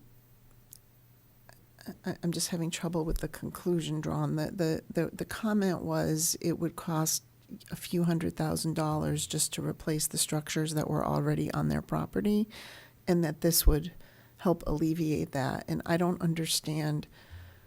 I What mean, the I don't think the concern legal was? fees would be a few No. $100,000 or the engineering fees. So I don't understand how changing the zoning is going to help with the refurbishment or reconstruction of something that's already there. I believe the comment was made by the owner of the property that has the 66% depreciation. They would like to replace that property. He would like to replace it with a. He'd like to replace it with a new construction. Okay. And- It just- and the what point I heard was was to- wanted to rebuild their Yeah, house and to- rebuild to the re- garage. To and- rebuild the house that stands there would cost several $100,000. And And how is it not going to still cost several $100,000 just by rezoning? That's what I don't understand. It's because it would allow him to put in a two-family in that area instead of rebuilding it as a single family. So then he would have income. He'd have some income from it to pay the cost of doing it. okay. It's not going to decrease the cost of doing it necessarily. No. Okay. No, but it provides a payback for having done it. And that's really the issue with the rehab of a lot of these old houses, is how do you get payback on it? Because bringing them up anywhere near up to code is just so bloody expensive.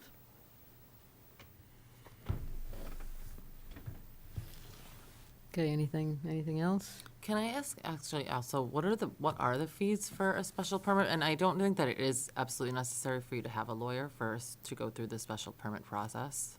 In my personal experience on the ZBA, I don't think I'd try it without one. well, lots of people do. I don't think I'd try it without one. Many people do. Yeah. But do you know what the fees are off the top of your head? I don't just from think the building fees inspector? themselves are the issue. I think it's the legal fees. the legal and engineering But it is costs. not necessary to get a lawyer to go through the special permit process, correct? 'Cause I your don't believe presentation so. Kind of indicates that it is, but it's I not. don't believe so, but I can't say any, I certainly wouldn't recommend it without it. Okay, I just I wanted mean, to, you know the codes, I know the codes, but most people don't. yeah. Yeah. Okay, any other questions for Nancy? Now, my preference when we're going through these articles, kind of as almost a courtesy to the presenter, would be for us to take a vote whether we want to recommend approval or not at town meeting, unless there's additional information that's needed in order to make that decision, so. I don't know how, Has the finance committee voted on any of these they, articles? not yet. No, it hasn't been presented Just to them schedule a yet. vote on until next week. Thursday evening. I wasn't aware of that. That's what Paul told me. Yeah, the finance committee scheduled the vote, meet and Right, but make we, the recommendations on Thursday but evening. we don't have to wait for them. And the planning board doesn't vote. They The are- planning they board did do a planning board vote. already has The on this planning article. board unanimously voted against They this. did, yes. I was 6-0 I was with there. one I couldn't remember absent. if it was an official or a straw, but it was an official vote, right?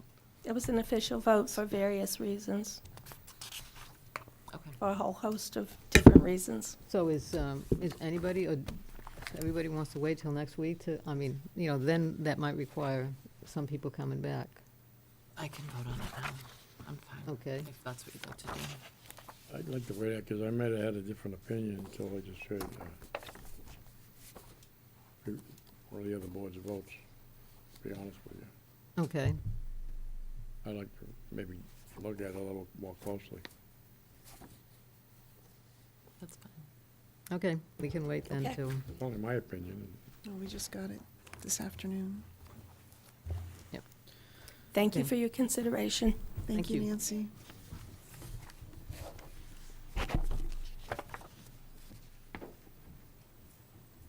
Okay, the next article is Article 21, and that's the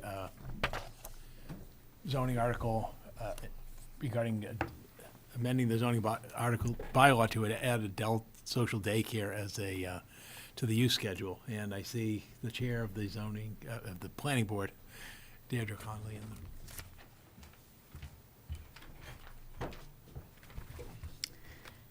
Good evening. I didn't submit a presentation because I think this is a very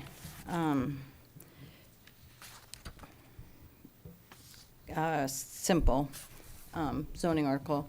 There was a effort in 2011. There was a review of the zoning bylaws by a zoning bylaw review committee, and it was their belief in 2011 that this article, that this line on the use table was not necessary. There was a number of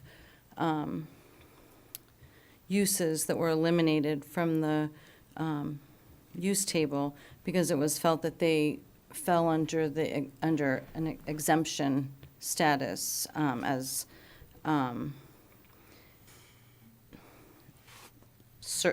like childcare and adult daycare and several others were thought to be exempt under Mass General Law as just exempt uses. But it turns out that while that is typically and often the case, it's not universally applied to adult daycare centers. So this was, in my understanding, upon review by Evan Blansky, picked up as an error that was made in the zoning bylaw review committee from 2011, and we're asking to bring this line into the zone in the use table back, reinsert it as it was previously with little change. We have not changed the definition of an adult daycare program. We did change, so we were asking to reinsert it under a commercial use. And we also changed so that the planning board approves by special permit was previously the ZBA.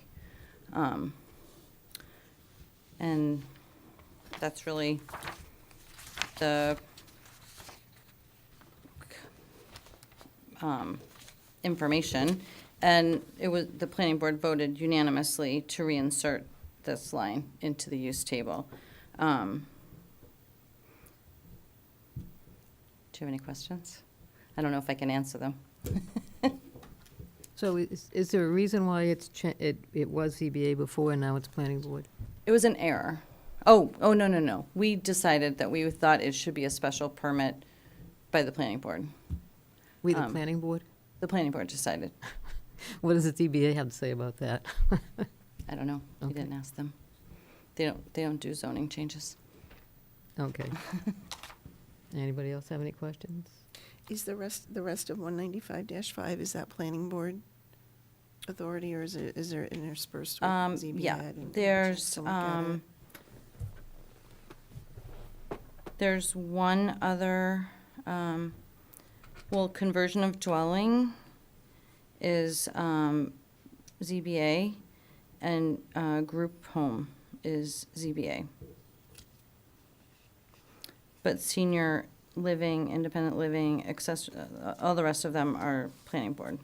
Do we know what the historical reason was why it was ZBA before it was eliminated? No, I don't know. No. Mm. Yeah, it does seem like it makes more sense actually under planning board to me too, because it's a. We thought. Yeah. Can I ask, is there a specific, something that came up that kind of brought this? No, I think to want to go back on? it is my understanding that is not the case. I actually tried to call today to double check on that with Evan, but it's a high holiday. Just wonder if there's like an reach him. example that. I don't believe there's any project forthcoming or any specific reason. I think it was something that possibly through the master plan. I'm not really sure how it came up that it was noticed, but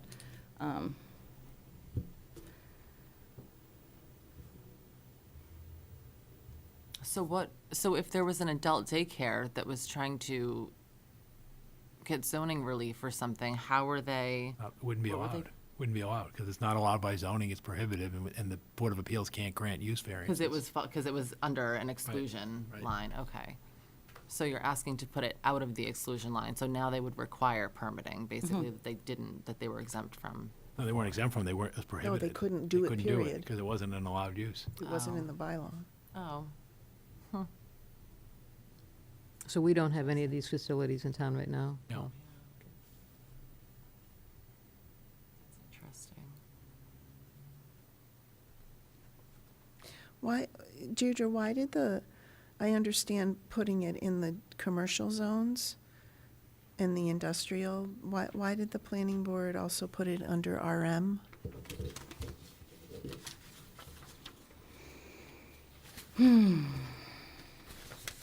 Is that for multi-use, or why would you put it in a residential zone?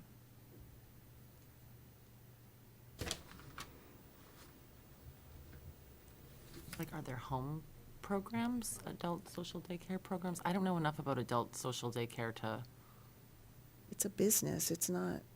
I think there's a need for it probably, but I Oh, I don't know, know but enough about. why would you put it in a multifamily There's like building? home-based That's my concern.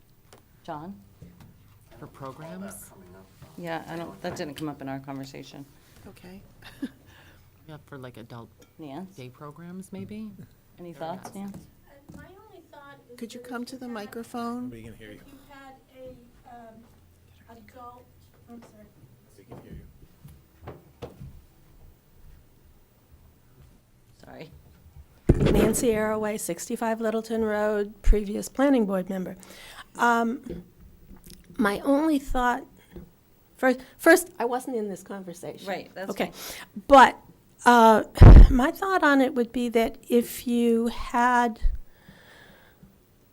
senior multifamily apartments, whatever, that this would not be an unreasonable use within that type of a community. Like a senior And living it would still be. community. Yeah, by like a it would senior still living be a special community. permit. Yeah, it's still a special permit. And in terms of planning board versus ZBA, the underlying special permitting differential is ZBA does single and two-family housing issues, and planning board does multifamily, commercial, and industrial. And that's the typical split, and this is a business, so it would be more of a commercial use. Thank you. Okay, any other questions? Anybody want to vote on this tonight? I mean, I'm ready to vote. This seems pretty straightforward. Thank you. Okay. Yeah, it seems straightforward to me. I mean, I'll go along with the planning board. I'd recommend to vote for this. You want a motion? Yes, please. I think, I'm sorry, Erin. Yep. Okay. sure. I'll make a motion that the select board recommend approval of Article 21 as presented. Second. Okay, we have a motion and a second. Any other discussion? All in favor? Aye. Aye. Okay, it's unanimous. Thank you. The next article is Article 25. It's the Clean Energy and Sustainability article requesting the adoption of the Specialized Energy Code. And there's a presentation of this article that I will pull up. Right. Oh, come on. Just give me a moment. I thought he had put. Yeah, no worries. Hang on one second. I thought it was.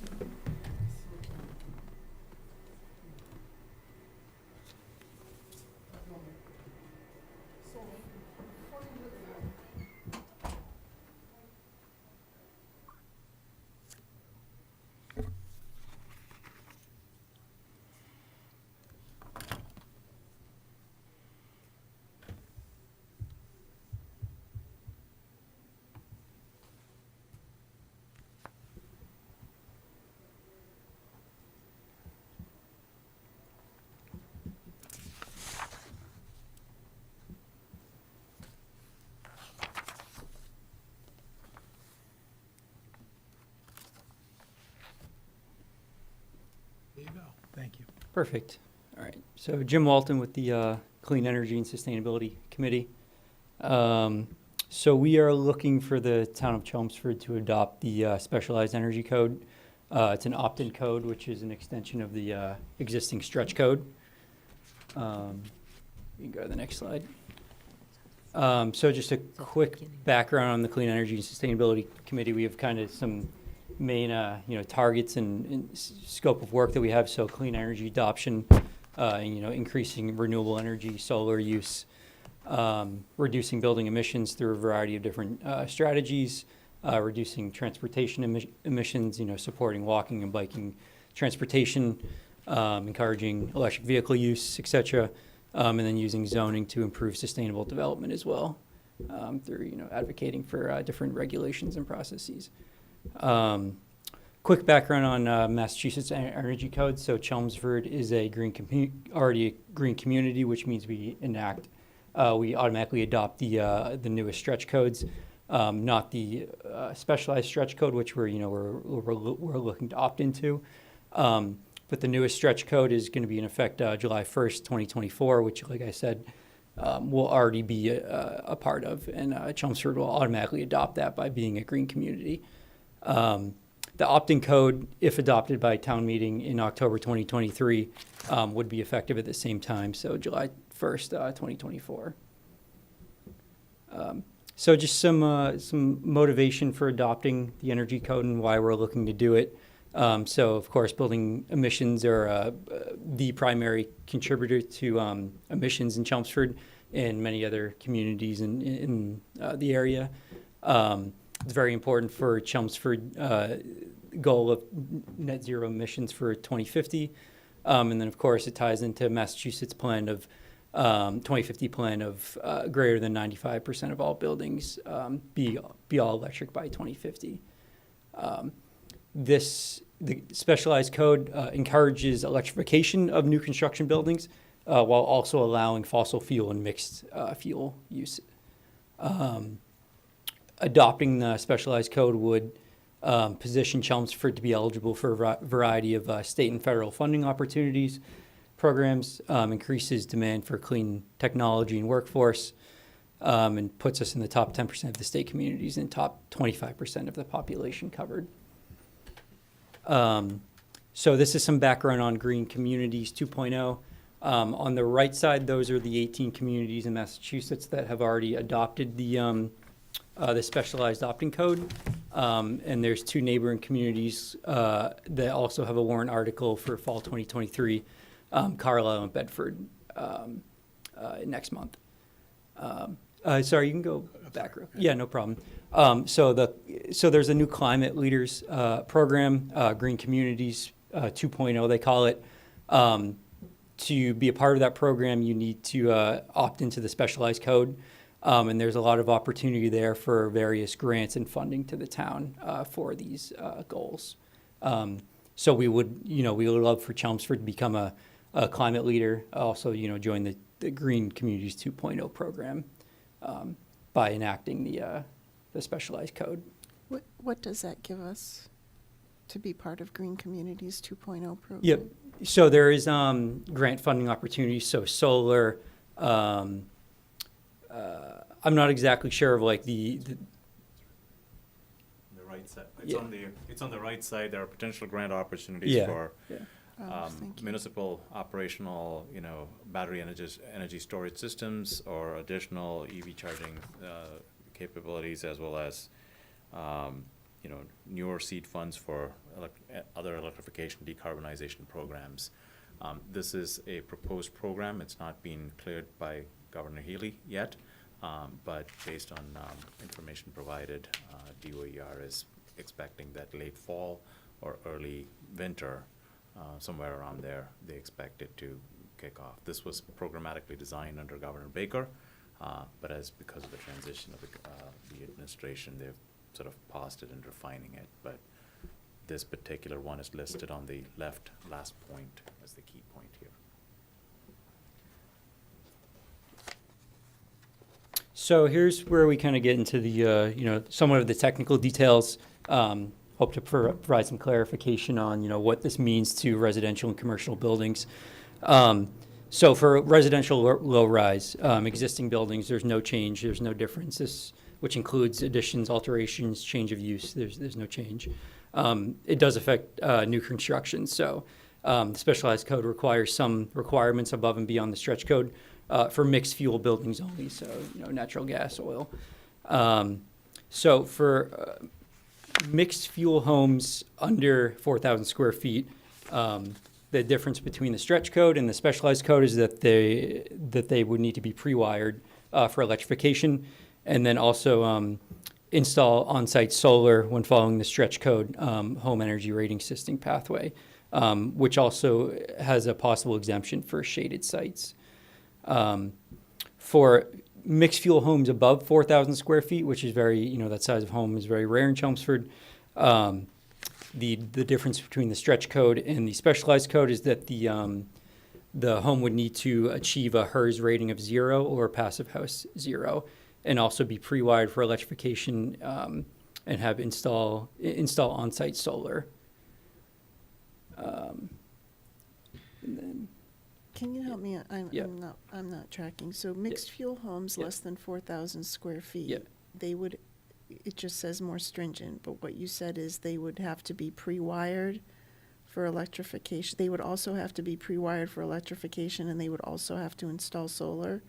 So there's really no difference between less than or greater than 4,000 square feet. There is, because the greater than 4,000 square feet needs has a more stringent HERS rating of 0 or passive house of 0. What's a HERS rating? So there is some description in the end of the slide which we could jump to, which explains the home energy rating system. If we want to jump to that. So let me briefly answer that. Essentially, HERS is a home energy rating system. The lower the score, the more efficient it is. When you have a home of 4,000 square feet and below, or below 4,000 square foot, you meet a requirement of about HERS 42, right? So that's the number that you have to achieve in July of 2024 onwards. Whereas with homes that are greater than 4,000, you have to achieve an equivalent of HERS 0. Okay. Right? And so it becomes more difficult to reach there, but the way to reach there is essentially by adding solar and reaching, you produce enough energy on site to do that. So that's all the requirement is. Additionally, any gas appliances, your heating appliances have to have wires run. That's pre-wiring for electrification. There's no other difference there. It's a new construction essentially, so you can pull a wire to those location spots, and that's the only additional ask there. Mm-hmm. So are these requirements? This is any mixed fuel home that exists today will have to be at New that. construction. New construction. So you can still construct a mixed fuel Correct. residence, but it has to be pre-wired. Correct. And by when does it have to install solar at the time of construction? Oh, well, sorry. I'm sorry. When a new construction comes in, if it's mixed fuel, it has to have solar installed to offset, essentially. It's pre-wired plus solar requirements. Pre-wired plus solar requirements, you At the can time still of have construction. at the time of Yes. construction, or as soon as it's finished, or you have to have a roof to put a solar and you have Okay. to move it. But that's what it is essentially. So you still can have gas. Nobody's taking away the fossil fuel, mixed fuel options. You just have to wire when it's new and it's open. You pull 5 extra wires depending on how many spots you have, and you put solar, which is going to be anyways very minimal requirement because the house is going to be very tight, fairly tight in terms of energy usage. So you only have to do very small amounts, which is I think about 4 kilowatts panels, so to speak. It's about 15 to 18 panels depending on how you look at it at max. So those would be for 4,000. For those that are above, you have to achieve a HERS 0, which means you have to put more number of panels potentially. But other than that, More what, Badri? more number of solar panels potentially, because you have a much bigger house. But otherwise, there is no the stringency comes in the HERS rating for the 4,000 square foot plus homes in that, essentially. Thank you. So it's stretch code that we will be adopting anyways, but it's just the pre-wiring and solar. Mm-hmm. Any other questions on residential? So this says it's only new construction, but why do I feel like I remember the last time we had this conversation that it was also for renovations? Nope, we made that mistake, and that's why we pulled out. Okay, so so this no longer applies to Renovations and alterations all considered under the existing code, whatever will be in effect of whatever code we have. Stretch code does not talk about that. Okay, The so when you say specialized new stretch code. construction, you So mean new construction of a new physical building and not yes. a whole first floor or And something? not an you can addition. change your stuff. What Your about first floor, additions? you can do Yeah. your kitchen, you can do your living room. Are additions considered new construction? Additions are considered, whatever the stretch code currently says as to the limits of what the particular terms of additions are. This one does not consider that and say, hey, you have to do something different. If additions in the existing baseline code that we adopt and whatever is the prescription in there, that's what it follows. This one is for, if you really sort of take out all the studs and the wrapper out and you build new. And an example might be the previous article, if they were to redo the whole home, completely renovate that, or, come in and say, hey, I want to rebuild the home, then something like that might be the one that this would apply to on single family. Like a tear down. Full tear down, Yeah, yeah. If full you were to tear full tear down, that the planning, the building department considers that as a new construction. Yeah. How much do you think it's gonna increase the value, the cost of building a home? We have a slide and we'll address that. It should be in the second or third slide of the FAQ section, but we'll get Thank there. you. I know, and can I ask this, I feel like this is a stupid question, but it's kind of related. Like, so when you're talking about wiring for electric, I mean, when I think about what you're talking about like your gas stove and your Yeah. gas dryer, right? Appliances, yeah. I mean, so I have a gas stove and a gas dryer in my house, but there is a plug next to, I can buy an electric dryer and shut off the gas You're and already plug there. it. So I'm already you were there, ahead of and the that's just time. because my house isn't. So aren't they already, I mean, are they not already doing that with newer property? Like, that's kind of my They're not question. like- required Not to do required it. to do it. They're not required to, Nice but I to mean, I have. feel like they're. So like it strikes me that the bigger kind of initiative here is the solar panels than the actual being wired for electric, because I feel like they're probably already doing that. I just. The other piece that would be is you have to wire your heating system location point. That would be a bigger concern point. Oh, okay, So that's yes. where you have the bigger load of the whole thing. So think about that. If you have a natural gas heating system, then you need I don't know, I'm not an electrician, but let's assume you need currently you need a 20 amp line, dedicated line. That may go up to a dedicated 50 amp line. I don't know Okay. the numbers, but And I'm that's giving. where it's more complicated than just a plug for your Correct. electric dryer. Correct. Okay, yeah, that makes sense. Thank you. Yes, that makes sense. All right, so, for commercial, same thing, existing buildings, no difference. Additions, alterations, change of use, would be, a full tear down to move to the specialized code. So for, new construction, the specialized code, does have some differences, that go above and beyond the stretch code. So there's no differences for all electric new construction, same as residential, between the stretch code and specialized code, except for multifamily greater than 12,000 square feet. That's the only difference in the specialized code when you have an all-electric building. So that for multifamily homes greater than 12,000 square feet where you are going all-electric, it does require passive house or a HERS rating of 0 compared to the HERS 45 rating for the stretch code. On the mixed fuel end, it's very similar to residential, pre-wiring for electrification, and then also installing on-site solar. So again, mixed fuel commercial buildings must be pre-wired for electrification and install solar panels, except for multifamily greater than 12,000 square feet. Yeah, it's also required for multifamily greater than 12,000 square feet, but it's also stricter on the HERS rating, which has a 0 requirement.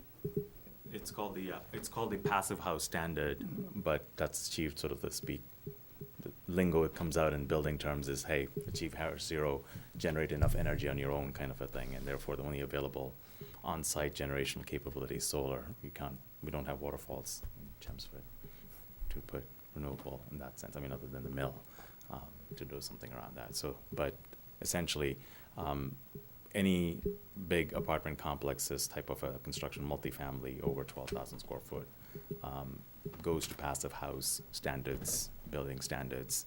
It's a statewide stretch code baseline essentially at this point. That becomes the key point. And then you're making that additional change just enough. Passive house also is all about the air infiltration technique, essentially. And the reason why it's being promoted much more over there is those are larger cost constructions, and the trained workforce is much more easily deployable on those places than smaller buildings, onesie-twosies that people are building that may not have as many trained workforces. So this is also a way to drive trained workforce coming in that sense, to be able to get the appropriate training, the appropriate incentive structures to pre-design, because you can spend them, and there are lots of incentives for multifamily homes to do that. Thank you. Go ahead. That sounds like that might create a cost, a consideration for. Okay. developer. When we get to the we'll have a slide over, but I can address it at that time along with Jen. Thank you.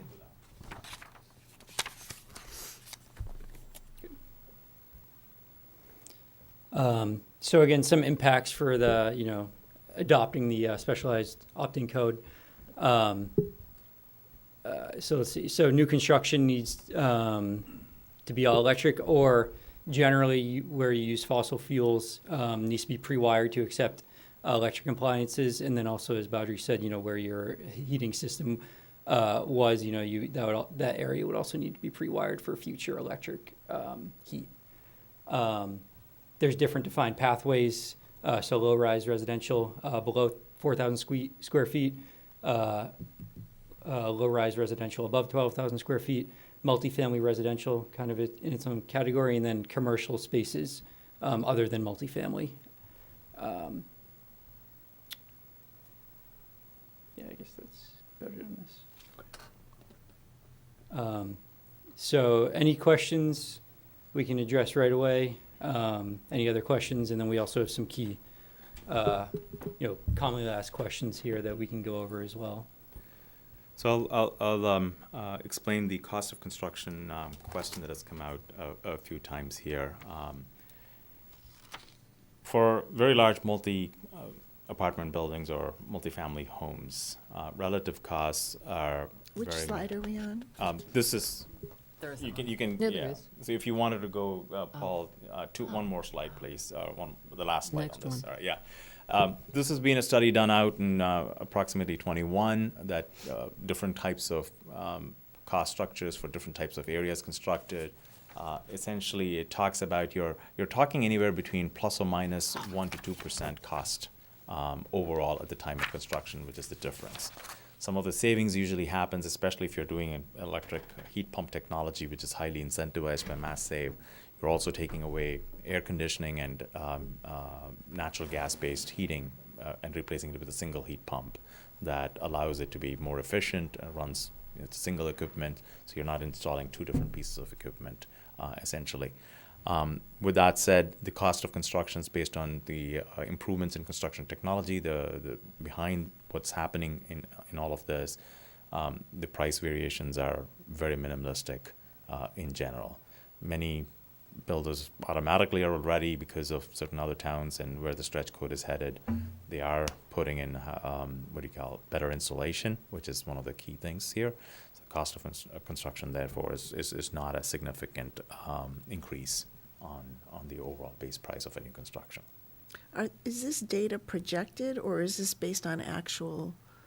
This is the things study based on constructed, the data that's available on whatever the study data is. There have been DOER studies done indicating about the same or similar numbers, indicating where these price range points are.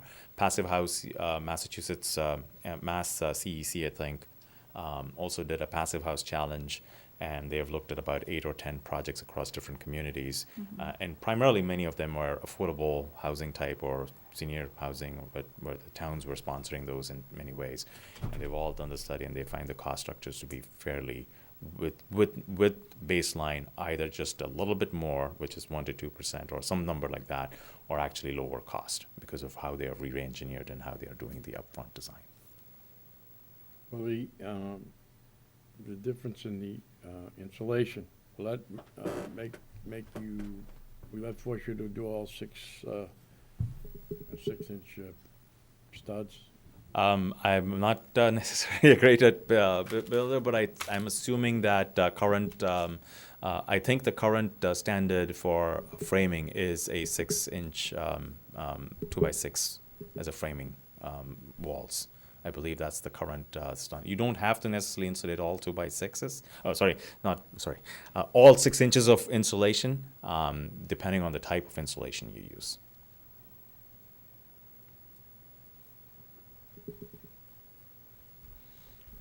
Again, the key point that we would like to emphasize this is number one, this is all about putting efficiency on table and making efficiency adoption, number one.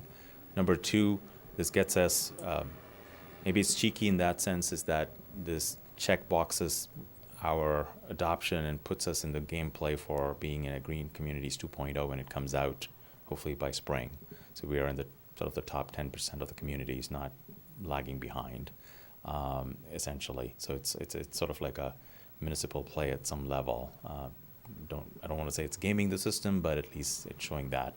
Keeps us in line or potentially says and reemphasizes that Chelmsford has been in the past a green leader, and this reemphasizes that commitment. It also provides incentives and stays in touch with the other communities neighboring by and competitively. One thing to note is proactively, if you ask, there are about 10 more communities. We only listed Carlisle and Bedford. I believe Ashland, Salem, there was another town out in West. They're all looking at this. So there were enough people putting town warrant articles for the fall to adopt this. So this is becoming a bigger piece. So I'm assuming what's going to happen is that the first Green Communities 2.0 comes out, and maybe the first 10 or 15 or 20 community, whatever the number is, the top 10% gets classified as the grade A students, right? And then the rest get all the others. Because we also, Paul, if you just go back to the Green Communities slide, which is probably the 4th slide or 5th slide, way back out. Then, yes, this one. Sorry, yeah. On the left side, if you look at it, we checkbox actually all the Green Communities 2.0 check marks, except for the specialized code. We don't have an official adopted zero EV or zero emissions vehicle purchase policy, but I know that we have a practiced first, hey, look at zero EV, what is feasible type of a thing as a policy. I think as in the last 2 years, I've seen how the decision-making flows down at town meetings. So I think we are following all of those pieces. So this would be the last piece also that helps us position us in that particular way from a town perspective for additional grant monies, whatever happens for the next 2 or 3 years as the cycle begins. So that's also an incentive. Roger, you have to speak up. You're dropping off. Okay. So this would allow us to get any other grants that this program will allow us for our municipal buildings. So, Christine presented, hey, improvements to HVAC and town buildings, this, that, and the other. Who knows, this might allow us, once this program becomes live, hopefully by the winter of 23-24, we'll have the chance for it. That's at least crossing one more tick box there for us, other than the community benefit and where it comes over a long time. So it's really not impactful. It's just a little bit extra over the stretch code or the code that will exist in Chelmsford, and is actually beneficial to anybody constructing it. So it just baselines that. Could we go to the slide before the cost slide that we skipped? No, the next one. Yeah. Oh, this compares the number of homes built in Chelmsford over and under 4,000 square feet. And we have looked at this as not apartment or not multifamilies. We haven't looked at multifamilies in this. This is single family homes kind of a situation is all that we have looked at. Right, so our new construction has really gone down. Yep. On single family, yeah. The question that I have is, how does this apply to something that's already been permitted but not yet built? Only So for building permits post 24. So it's, okay. Because there, we have things in town, in developments that have They been can continue. permitted, but they won't be built till after July 21st. They July continue, 1st. they continue on the permitted code, that is it. Okay, We're thank not you. going to change. If there is any large development, then we may, our committee may go out and friendly campaign to see if they would move and adopt things, but we're not going to go and say, hey, the game has changed on you, kind of a thing. As an FYI, I've been chasing 9 Acton for some time, and they are actually going all electric at this point. Again, if you have more questions and you need some time to think about it, please let us know. We can be back here if we need to be back next week. But any questions, let us know. We want to make sure that this is clear to everyone, that this is not at significant cost. It's a municipal benefit. It actually improves our gameplay overall. So would it affect the UMass West Campus construction? Well, that was one of the Yeah, things I I'll had in just ask mind. that Is that because, considered already multifamily? permitted? It is considered multifamily commercial because it goes to the, in the commercial side of things. If they don't apply for a permit before, then it does apply to them that they have to go to passive housing standard. Right? But Because that's supposed to be done in phases. That was my understanding. It's probably going to be done in phases. They haven't even closed yet. They're supposed to close first quarter of 2024. And then I imagine they would proceed with site work and foundation permits and maybe some building permits, but if they have the building permits, would they be only partially instaged or would they go immediate? I don't know. So I think this would, if they haven't even done their engineering first order studies, they are likely to get a load of money from the, For example, even David Hedison's units, they haven't even been permitted. Right. So I'm not even sure that he would be able to pull building permits for his multifamily units until the land closes until there. after July 1. Well, and I mean, for all we know, a big company like the one who's developing UMass Yeah, Trammell campus Crow. may already be on this path, but like, I don't know. So Can I we can't. find out how that would impact them? I think some of these issues of energy use were what was Held up. taking That's what so held long them for up. the MIPA review. MIPA yeah, held them up for exactly. about Well, 4 yeah, months. and I mean, they were clear that they were following whatever the state standards Right, were. and I think that was what was holding them up, and I think the concern was it was driving up the cost for them to construct their units. $300,000-$400,000. Right, and so that's, again, I don't know the full answer, but I know that that was a concern, and that's why, What's the difference between what the MIPA requirements and what's here? Is this I an don't know. incremental change? that's what I don't know. Honestly, I don't know the answer to that question, but I do know that that was a concern that was delaying their, final state approvals, which is why they're not scheduled to close until, 6 months from now, within 6 months from now, first quarter of 2024. I don't know. I mean, as a data point, could we ask We them, can like, ask, yeah. what's the difference between this specialized energy code and what you're required to do for MIPA? Yeah, I can. do After, that. including all incentives taken into account for redesigning, because there's significant, I think it's $3,000 or somewhere thereabouts per unit or per family unit. And that's automatic? That's not, that's. They apply through the process, and if they follow the passive house standard, they get Mass Save, and National Grid effectively gives out that money as incentive money for design through various stages, for design, build, and certification process. They pay out at each stage, and it takes out. I know Mark, when we spoke with Mark last year, he initially did not think solar would go, and then he said, yeah, solar looks possible there. And he also looked at moving from mixed fuel to potentially heat pump systems in there. So they were already moving in that particular direction. Yeah, I thought you had been having conversations Yes, with them. we have had that conversation, but obviously, if the requirement for them anyways as of, I think, January 1, 2024, all multifamily over 12,000 has to be passive house. That's in the stretch code adoption already. May I just? I can reach out to him tomorrow. May I just ask, I know John Souza from the planning board is still here. Can you think of any other major things that are in process but maybe not yet permitted? I mean, the only thing that I can think of are onesie-twosie duplexes and things like that. But Yeah, off the top of my head, I agree with you. It would just basically be smaller Yeah. subdivisions or smaller developments. I can't think of anything of the scale that rises to the scale of UMass West, the Thank former you. UMass. Yep. Thank you.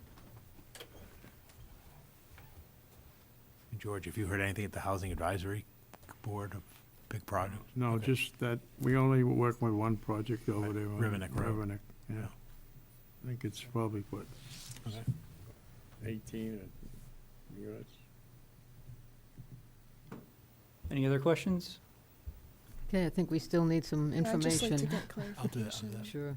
Thank you. This was much clearer than last year. Thank you. Thank you. We understand our lacking situation sometimes. Thank you. So, Paul, do we We've have passed any? the 8 o'clock hour, right? No, do we have any other people that have, are making presentations? I don't believe so. Okay.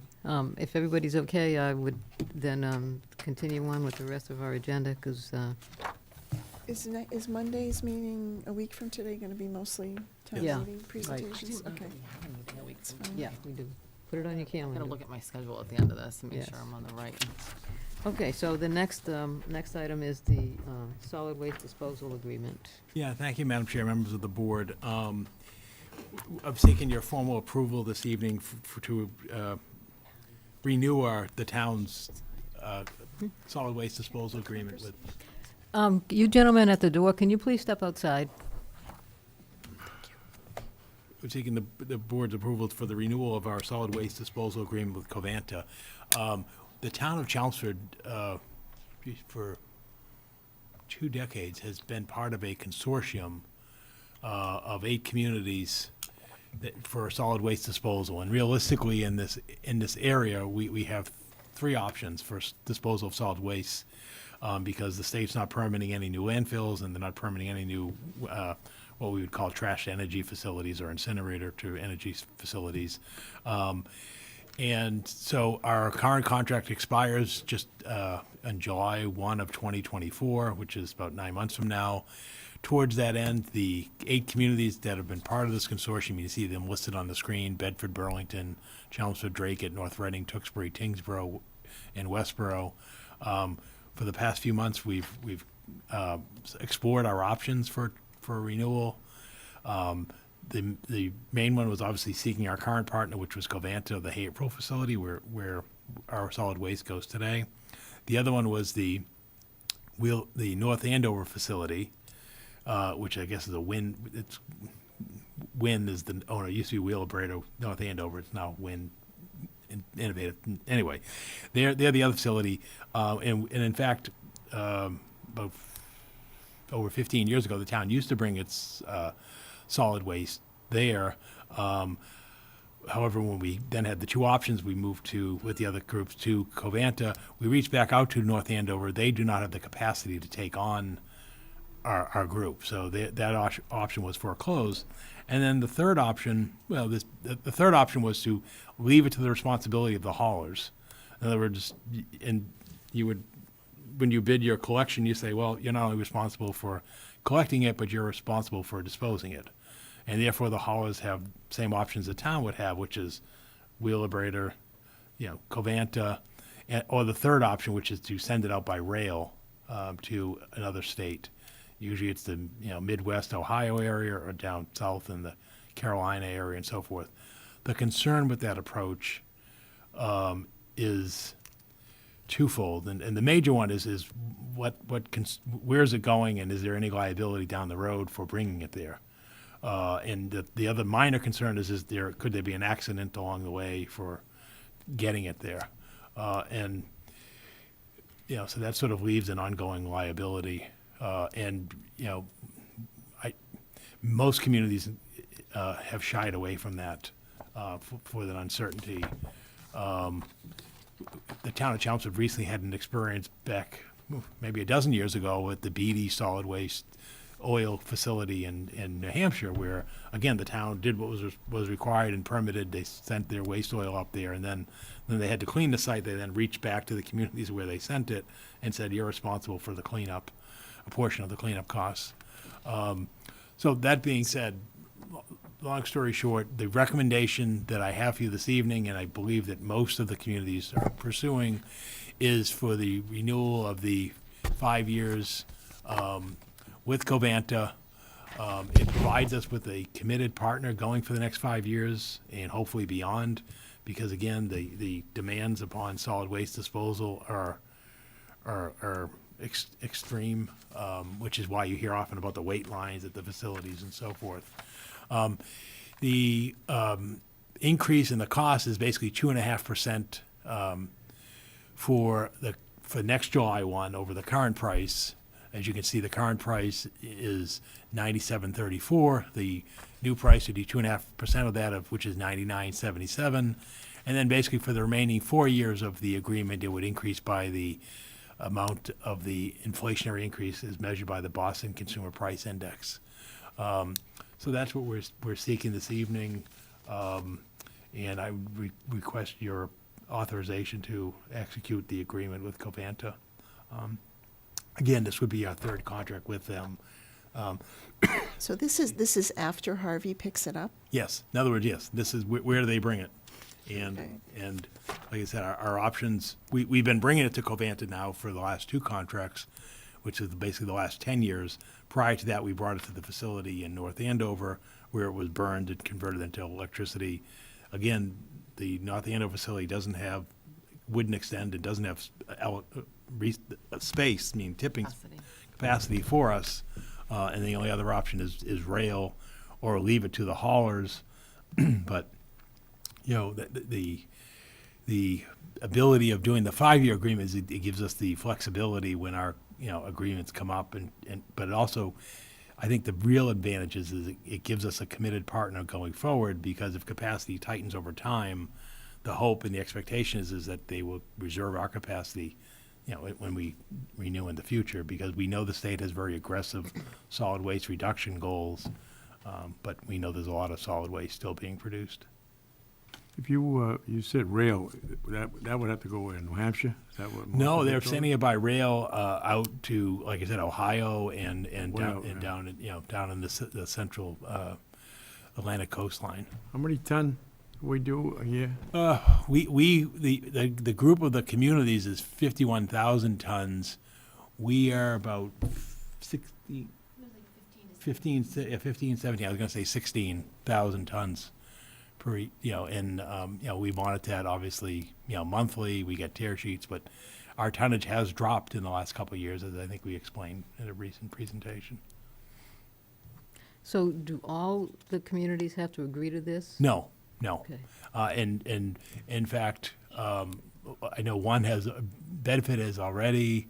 Drake is moving towards agreement, where there's a couple of communities that are considering bringing their waste to the Devon's facility, where it would go out by rail, but I don't know. They haven't made any awards as of this point in time. They're just looking at different options. But the price is not going to change. Price is not going to change if they what has happened in the past and what will happen here is they executed a contract with each community. So what you would be approving is a Chelmsford contract. That's the price. That won't change if 1 or 2 of the 8 communities, were to go in a different direction. Okay. Do you know where Winchester, because that's where, the fellow went to work for us before. Yeah. right? I don't know where they're sending They- their. They're sending it, I thought in New Hampshire, but they're doing it by rail. They have a, transfer station, and Yeah. that's where they're. And there are other trash energy plants in Massachusetts. There's one on the southeast, South Shore, and there may be one in New Hampshire as well. The problem becomes distance. It becomes the hauling distance, and Well, we're on rail. We are Right. on rail, but.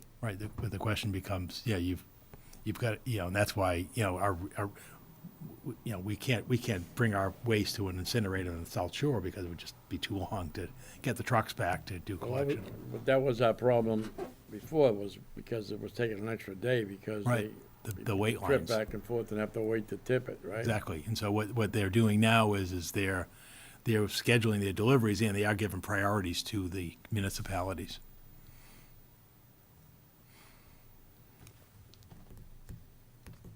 Okay, any other questions? Have a motion?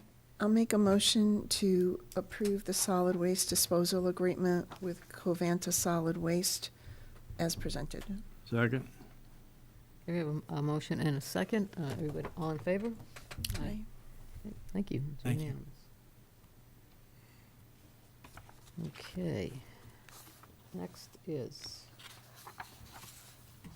right, the board and town manager goals that we started working on a couple of months ago.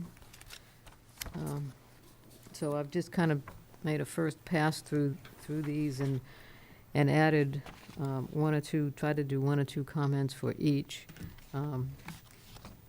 We also can make assignments if members of this board want to take on some of these, especially the ones that are assigned to the select board. But we can basically go down them and see if there's anything anybody wants to add, any adjustments they want to make to the timing or responsible parties. So starting with the ARPA funds, we've made a start on allocating the remaining funding, and I guess the goal would be by Q3 to try to allocate most, if not all, of the remaining funding, and that still gives us, if we don't make that goal, we still have another 9 months before the end of next year to get that done. And then the managing of the projects, staff is going to periodically report on them as they have been. So. Is there any objection to keeping up with the monthly cadence for periodically? No. That's been working well, I think. Yeah, unless we get to the point where there's not much going on, but Yeah. sure, that's fine. The strategic plan, defining the scope. We do have a pretty significant scope that's part of the town meeting warrant article that we will look at next week, and it has been, I guess, presented to Finance Committee for their vote. So I don't know if you have anything else you wanted to say about that, Virginia? No. I think Paul's reworked the presentation a little bit Oh, okay. to put a little more substance and justification and flow in it, so we didn't Okay. get to that tonight. No, we didn't get there. And then our next step, if it passes town meeting, would be to finalize the RFP and issue that. And then to execute the plan. I put Q2 for to finalizing the RFP. I don't know if that's aggressive or if that's. No, I think so. We can get that done by the end of the year. Sure. Okay. Yeah. And then obviously, we're not gonna know about executing the plan because that could depend on so many factors. Yeah, and that's execution of the development of the plan. Correct. Okay, yeah. Right. Which then will have an Mhm. implementation plan at its Right, output. yeah. Okay, sewer, stormwater, and drainage. These are almost all town manager responsibilities. The first two, the inflow and infiltration, we had a report on that at our last meeting, and that's going to continue going forward per the plan that we have. As far as the reserve capacity, I don't know, I think it probably is we're in a better situation than we thought we were. And it just is gonna take some work to get the capacity available and then allocated to people that want it and need it. And I think there's already the plan that DPW has for the billing, right, Paul, on new development. Yep. So that seems to be going along, but periodic reports on that too. MWRA options, that's going to be a long-term process, I'm sure, so I don't know if anybody wanted to add any more text to what we'd be looking for there. I know, I think this was your, one of your suggestions, Yeah. right, Aaron? So I guess at this point, it's just investigating the options. Yeah, I think talking to one of our regional reps might be helpful, because they're probably talking to all the surrounding towns, right, about this also, I imagine. Yeah. Or about their water and sewer issues in general, right? So Right. they might have a better gauge of what our neighbors are considering. Yeah, and then the next item is the regional cooperation, which I know, Paul, you do meet periodically with the NEMCOG communities anyway to talk about what's going on with that. So- Go ahead. I'm sorry, go ahead. And then I was going, to go on to the next one, the infrastructure maintenance, unless you had something else to add to. No, I'm just, the only question I have for this whole section is like, is there any frequency of what continuous means in terms of like statusing? And for some of these others, is there a quarter by which you want to summarize whatever the investigation was into like MWRA or regional cooperate? There's no real date or Timeline. frequency on any of these. So I think I'm asking you, Paul, what you're comfortable okay. with. I thought you were talking. I'm looking right. No, I'm focused. That's how I got my head down looking at the list. Yeah. I mean, I would think. I mean, I think the MWRA one is probably by a fourth quarter That's what I thought. to do it, to justify. I mean, I think the regional cooperation is ongoing, as was noted. Right. We're continuing to do Yeah. that. The capital plan program, I think that's almost like a third quarter, because that's mean, something we'd bring to town meeting in the spring. So I would think. Are the other reporting ones, are they like in every month or in every other month we have some sewer, stormwater?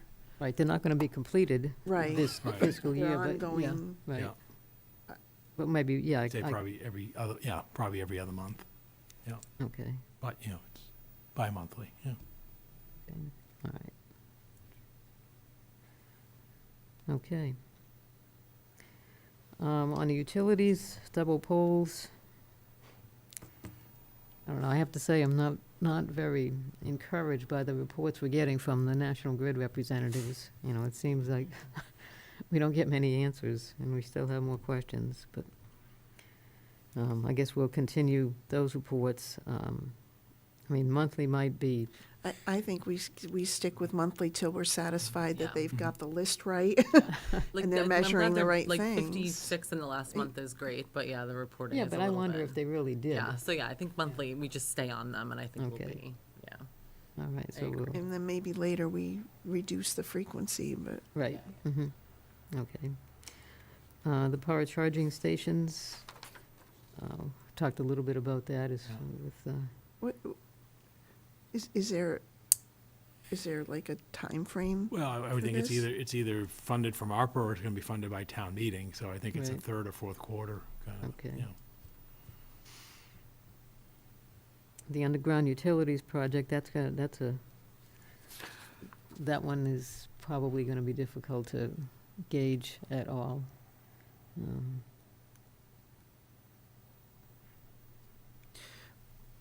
I would think that we should be formally addressing this at least that 2 times a year Yeah. or whatever we set up with the legislators, but then Right. it's a question of what do we do in between and how much influence do we have? We've queued it up. I don't Yeah. think we actually asked them to take any action yet, so maybe we decide that we start that at least in November, right? Mhm. Yeah, and actually, I didn't Senator Barrett say he was gonna try to look into Yeah, that? Good. we'll send out a reminder Yeah.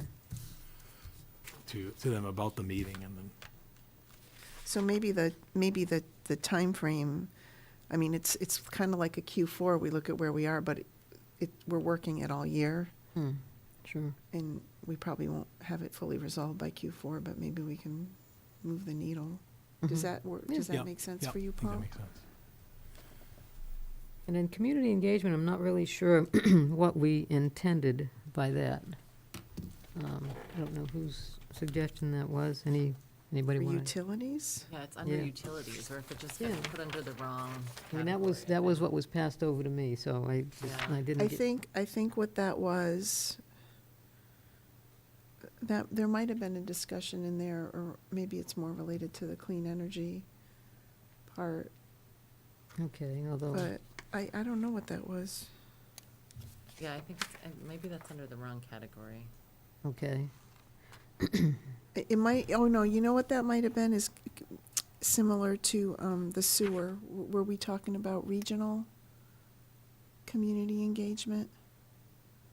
Were we? I mean, that's, I don't know how I you mean, that's do that something that though, because it's all, we could do, but, I'd be fine with just eliminating that. okay.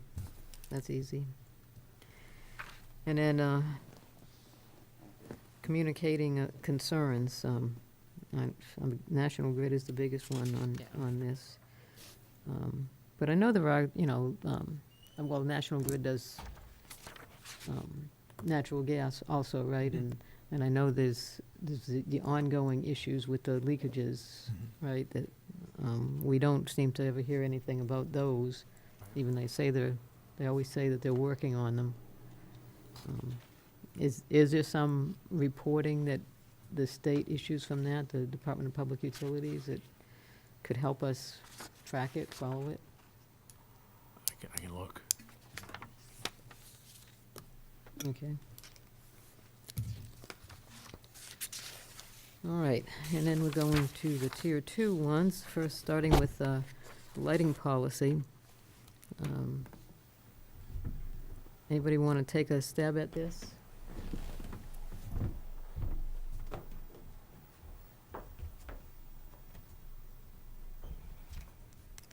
I think the intent was to make it similar to our flag policy, but, Yeah, I mean, when we did the flag policy, I think we gave kind of some guidance to council, and they helped us draft the policy language. yeah, I mean, we could do So- that, sure. But yeah, I mean, agree. I also think we kind of have wanted to something determine whether similar. We even want an official Well, I mean, lighting that's, policy, right. right? Do I we mean, want one? it, Yeah. there seemed to be some indication that members of the board did. I mean, once we get it, we have the chance to vote on it, we don't have to accept it. So, I mean, if everybody wants to go forward with it, or even if a couple members of the board want to go forward with it, we can do that and Draft see what we come up with. We could put it on an agenda, maybe After like town after meeting. town meeting, just to say what are the things that we want to put in it. Okay, And then the drafting, I think, should be straightforward after yeah, that. right. Okay. Okay, the recognition process, this was the one that was added as a result of the request for the Sandy Rainey recognition at Roberts Field.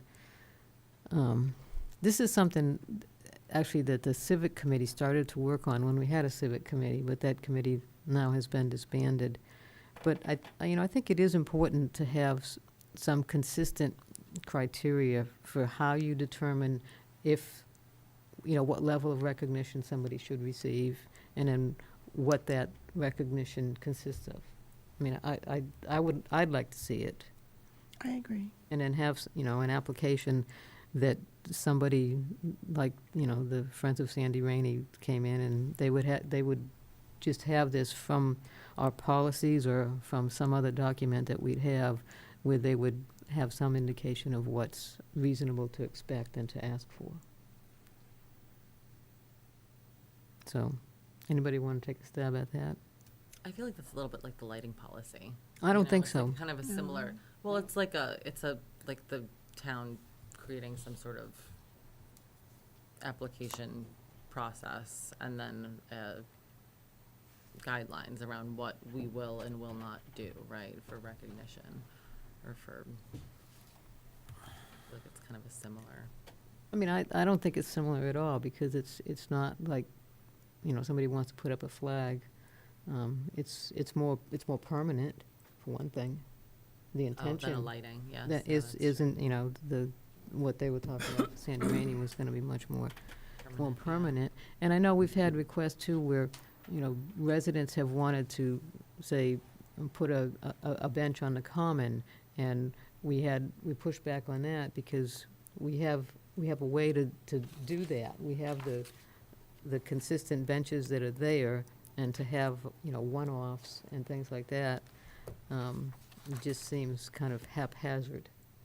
And one committee that I think does a pretty good job is is BPAC. They have, they accept requests for doing things along the Bruce Freeman Rail Trail for people. And they have a set of criteria for, you know, what something's gonna cost and whether it's gonna be a bench or a bike repair station or something like that. And you know, I kinda like the way they have it set up. I don't know all the details of it, but, you know, it might be a model that we could kind of build off of. And, I you know, think you're carrying around a lot of stuff in your head, and I mean, if you need help, I'd be happy to help, but I would like to see, like, if you don't mind. Yeah, okay. To translate Yeah. some of your institutional knowledge. Okay, I will do that then. Yeah. All right, and then next we have the performance reviews for the town manager and the town accountant. Town accountant should be pretty straightforward, it's just a timeline and the process, you know, when we start talking about it and who would actually consolidate all of the reviews that are received. Town manager, you know, we've been talking 2 years now about revising the performance evaluation because some of it is not meaningful to a lot of us. We can't adequately, you know, place a rating on some of the items on that, so that would be a matter of looking at that form and then developing that timeline. I mean, I wouldn't mind doing those unless somebody else wants to take a lead on those. I'm happy to have you take a pass. Okay. If you need help, I can help. All right, I will do that. Okay, process improvements with the town departments. This is a one that carried over from last year. Virginia, I think you were the one that suggested these, so if you want to speak to them, these two tasks a little bit. Sure. I don't know if you remember, Paul, but I mean, there were some really good projects that came out of the last one, and the conversation we had was maybe we ought to kind of like have more departments consciously think about where can we do some process improvements, because I'm sure there's other opportunities. Is the timing work okay Yeah, for you? we could have something for you in the Yeah, next few months and then do it at okay. the end of the year for the execution. Okay. Parks and Recreation, I guess we're working on completing, updating the inventory, and then we just did receive that grant for updating the open space and recreation plan that Conservation Commission will take the lead on. Is that how that usually works, is Conservation? Conservation will do Commission, yeah. that? So is that, I mean, that's not really a goal for us, it's just to support them as it's needed? Yes, right, yeah. It's kind of like the master plan, or, I Exactly. mean, maybe they'll ask for a representative or something like that, Exactly. but, okay. Yeah, are you thinking maybe it could be moved to Tier 3, or are you okay with leaving it here for now? Tier 3 is the ones that are basically just Yeah, I mean, reporting. I was almost thinking, well, maybe it's a tier 3, but I don't want to create a lot of reporting and tracking of something that's not even under our Oh. authority to do. That Okay. was my question. So you were thinking of removing it? Well, do we want, I mean, Paul could report to this, we're going to support it as they request us to support it, I think. Sure. Yeah, so maybe that's really what it is instead of monitoring, it's supporting it as needed. And then if they engage with us as either an individual representative, that person can report out to the committee, or if they Mhm. come and brief us. Okay. All right. And then the Clean Energy and Sustainability Committee, we wanted to make an effort to support them with outreach, and I think we're doing that. In fact, we still have something on the agenda yet to look at as regarding the new energy aggregation contract, and sending that to all current subscribers to that. And communication to residents. I know we had said at one point that we would work with them to have some outreach and listening sessions. And I think that's something we should follow up on. There might be things in particular, especially if, depending on what happens at town meeting, possibly with this specialized energy code. So for provide support, could we maybe target a time frame that works for the committee to have them come meet with the select board and help identify what kind of support they need? Okay, yeah. Well, we have a liaison for them Yes, too, that's me. right? That's Pat. So, I mean, I feel like that's kind of, Well, I think this one is. This one we wanted to pay a little bit more Yes. special attention to. Right. When we set the goals. So, okay, so I can chat with them and see if they'll come in and we can brainstorm how to provide more support and more effective support in the community. Okay, recreation spaces, courts and fields, pickleball and cricket. I don't know what more to say on those. Would that be something that goes to town meeting, Paul? It would be if it involves, Because it if it would involves require funding? funding and construction, yeah. well, the McCarthy was at town meeting last year, but it's the school committee. The Right, school and department has and to there's do it. and Dr. Lang's having a meeting tomorrow on the McCarthy. where Oh, they- he is? He's trying to bring forth the consultant on board, so it's it's moving. Does Put does together like- Q4 make He's sense for both he's of? pursuing a consultant, then bring. Oh, to- yes. Yeah, I'm sorry. Does Q4 make sense for both of those, or do you want Yeah. to do it sooner in case there's a town meeting? Yeah, I mean, I think by Q4 will probably make the most Q4, we sense. know that, And it right. may happen in Q3 if something breaks, but. Yeah. Okay. And then the personnel board, I know we wanted to have that, Just get an board come. update. It's probably going to happen in Q2, but because. Okay, But well, that's fine. certainly Q3 Then would we'll, be fine. then we'll meet the Q3 There you objective. go. Yeah, yeah. exactly. Right, yeah. I think you're probably hearing from them next month or so. Okay, and then tier 3 is primarily those tasks that we get periodic reports on. I don't know if anybody has any ideas on any of these, as Virginia mentioned earlier, maybe the frequency on some of them. I just, for right now, I mean, the outward communication, do we need to track the newsletter, or is that just there? Yeah, I mean, I don't You know. It's know, happening every month. Yeah, it Yeah. happens. The news flow from the website, I think Paul was gonna look at it, but we were skeptical that we could do anything more. Mhm. Same with social media, but, I mean, those might be worth at least one discussion. I don't know how you feel about that, Paul. Yeah, no, I agree. Yeah.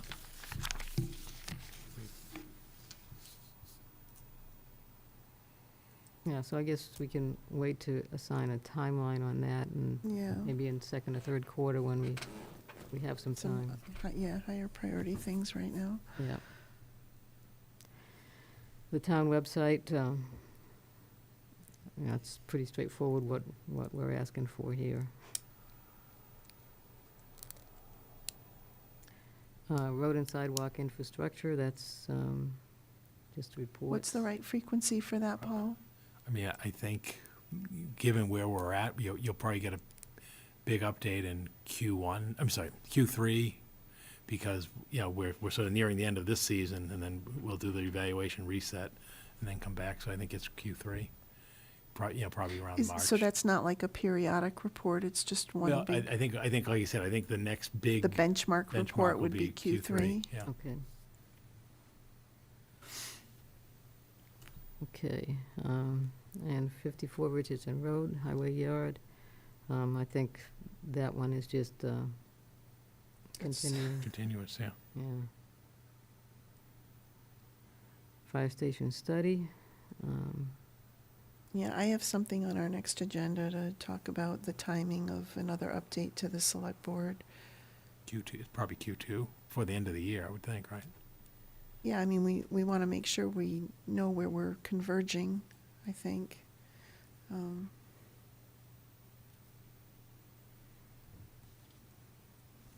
So, So what would be your timeframe on those? Well, I think the committee's trying to get a recommendation such that we could go to the next town meeting in April, right? Right. So you, Whether we can, and the question is, do you wait till everything's together to come to the select board, or do we come, I want to talk to the committee about coming and doing like an interim status report. It's just, everything is just much more complicated and more work than we thought it would be every time we open up a task. So I think we are getting closer, but it is probably warrant another update. I'm thinking by the end of the year. I just want to confirm with the committee that they're okay with that. And then we would do more work to get ready for town meeting. So Q2 for the first one and Q3 for the second? The recommendation? Yeah, Q3? Okay. Okay, the Warren Pole Farm, we're hoping to get that conservation restriction. Is Q2 gonna be realistic? hope. They keep telling us they're close, yeah. All right, so we'll leave that there. Traffic issues, we have 3 tasks under there: truck traffic, safety concerns, and intersections. Would those just be covered by the monthly traffic reports? Yeah, but we were told not to do them monthly, so periodic traffic report. When were we told that? I think the previous chair had asked us not to come back monthly, that we would report as needed. Yeah, I mean, I think it depends on when there's something to report. I mean, At minimum, maybe once a quarter. yeah, that's, Okay. yeah. Okay, I'll get that.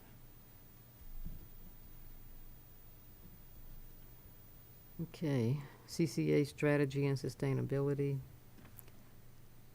I mean, that's one that's, It's quarter. I'm planning to have, now that Lauren's sort of settled in, we should have her basically coming in quarterly. okay, I'm definitely gonna have her come in before the end of the year, the second quarter. okay. MBTA zoning support for the planning board. Yeah, I think that's just as they requested. Right, yeah, and that, it would have to be done by Q3 since they're Going to Springtown meeting, Yeah. yeah. Sheltering homeless and refugees. Again, when you. Probably Q2, Yeah, that's going to be kind of Yeah, event-driven. Yeah, exactly. It's Yeah. gonna be event It's driven. out of our Right. control. It's Yeah. probably gonna be sooner than later. And a Central Square parcel, I think that's the one you guys were just talking about earlier. Yeah. Is there any hope for anything? What are we hoping to accomplish? I think, yeah, maybe we can give an update by the end of the year, but, and then it may just follow from there. The end of the calendar year, the fiscal Yeah, no, year? the end of the calendar year, at least get a Yeah. status of where we're at, and then. Or whether there's some hope for Right, and then, some, yeah. yeah, Okay, and then beautification would be TBD if we can. Yeah, yeah. Okay, and then tree plantings, a couple of locations, North Road. Now, is there more activity going on with North Road right now? yeah, they're trying to plant about a dozen trees this fall before we lose the season. Mhm. And then you won't see anything until the spring, so it's, I guess the overall thing is probably a fourth quarter thing, because you're probably talking April, May Sure, yeah. timeframe, so. Well, and are Ar- they still waiting on Arbor all those trees from Yes, National yeah, Grid too, yes, right? yeah. So they're, yeah, It's a fourth quarter thing. yeah. So National Grid trees is also fourth quarter? Well, they're funding, they're. Okay. I don't know if that holds up the actual Yeah. planting or And, whatever, and the but- North Chelmsford one also is Yep. Middlesex Street. Okay. All right, It's good, Pat. so I will update that and start working on those things. Okay, next is town manager reports. Yeah, thank you, Madam Chair. Just a few quick items this evening. The first one is we are approaching the November transition of our electricity aggregation supply contract. There'll be a new provider, as the board knows. And we're required by the state, under the program, to provide an advance notice. That notice is scheduled to go out in the next 2 weeks, because we need to get it out in early October. I provided you and shared the draft notice that's been prepared to notify the price change. And you can see there's the different options are all described there. What we're waiting for, and I think it's out, but I can't find the precise number, is the National Grid rate, because the state changed their semi-annual program dates to make the variability less by pushing one in January into one half of the 6 months and February into the other, because your two most critical months for electricity and such are January, February. And then National Grid had made a press release announcement of their program and their incentives, but thus it hasn't been approved yet by the state. And so until the state approves the rate, which we believe starts with a 2, so we know it's above our rate. But we may just have to put the proposed rate in our mailing. And so basically, it's an informational mailing that will be sent out by our supplier to the participants in the program. And you can see it. There's one flyer that talks, that goes to those who are under the basic tier, one under the greener tier, and then a third letter that goes under the greenest tier. So what percentage of the town is under aggregation, do you know? Oh, overall to the town, Yeah. it's quite high. Is under what, Pat? Is Is participating in the program. I think it's over 80%. Okay, because I was going to ask, would it, It's What- probably much higher. Yeah, it's much higher than that, yeah. We only had like 12 or 20 people enrolled in the 100. No, but of No. the whole people in I the, thought it was how many of those are going to a private supplier not in the program, or default to National Grid? yeah. And I don't think, think it's a very large percentage. yeah, that's what I'm saying, I think it's less than 20%. Yeah, because I was going to say, would it make sense to send us a letter to Well, the people? we're gonna promote it, we're Right, gonna yeah. do I the mean, if news it's that blast, the few. social media blast, Right.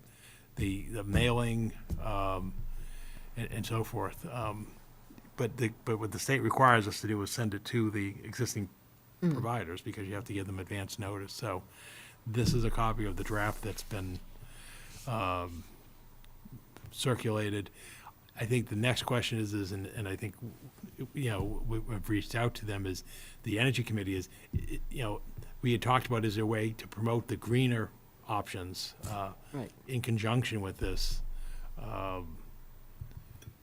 Because now that we have certainty of what, when we talked about it originally, we didn't know what the default rate was going to be, and so I think those are sort of the two issues in play. Is one, the required notification to say, hey, folks, this is what happens to the plan, and then the other question is how do we synchronize or otherwise promote the greener options? And so the question, I think that's what it is. So this is where things stand, and I'd look for any feedback from the committee or from the board, because this has got to go to printers, as they said, within 2 weeks to be mailed. And it has to be a realistic letter. That's why they've limited it to one page. If anything longer than a sheet double-sided, nobody's going to read. Well, nobody's going to read it anyway. Right, but right, but you're definitely going to lose them if you don't Right. provide that. Yeah, and I think that was one of the things, Aaron, that we were talking about regarding the support for the Clean Energy Committee to try to promote more people to upgrade to the greener or greenest.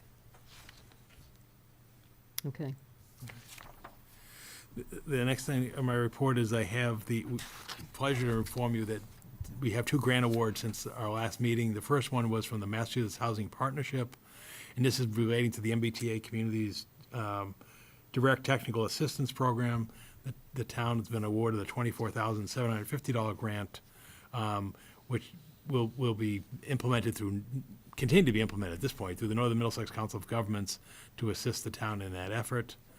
And then the other one has to do with the completion of a new open space and recreation plan. Again, we'll be working with NIMCOG on that effort. That's a $30,000 grant award.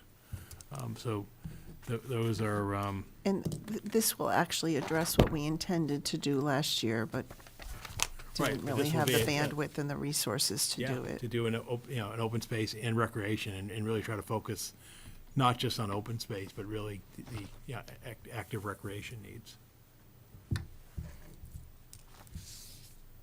Thank you. Okay, that brings us to minutes.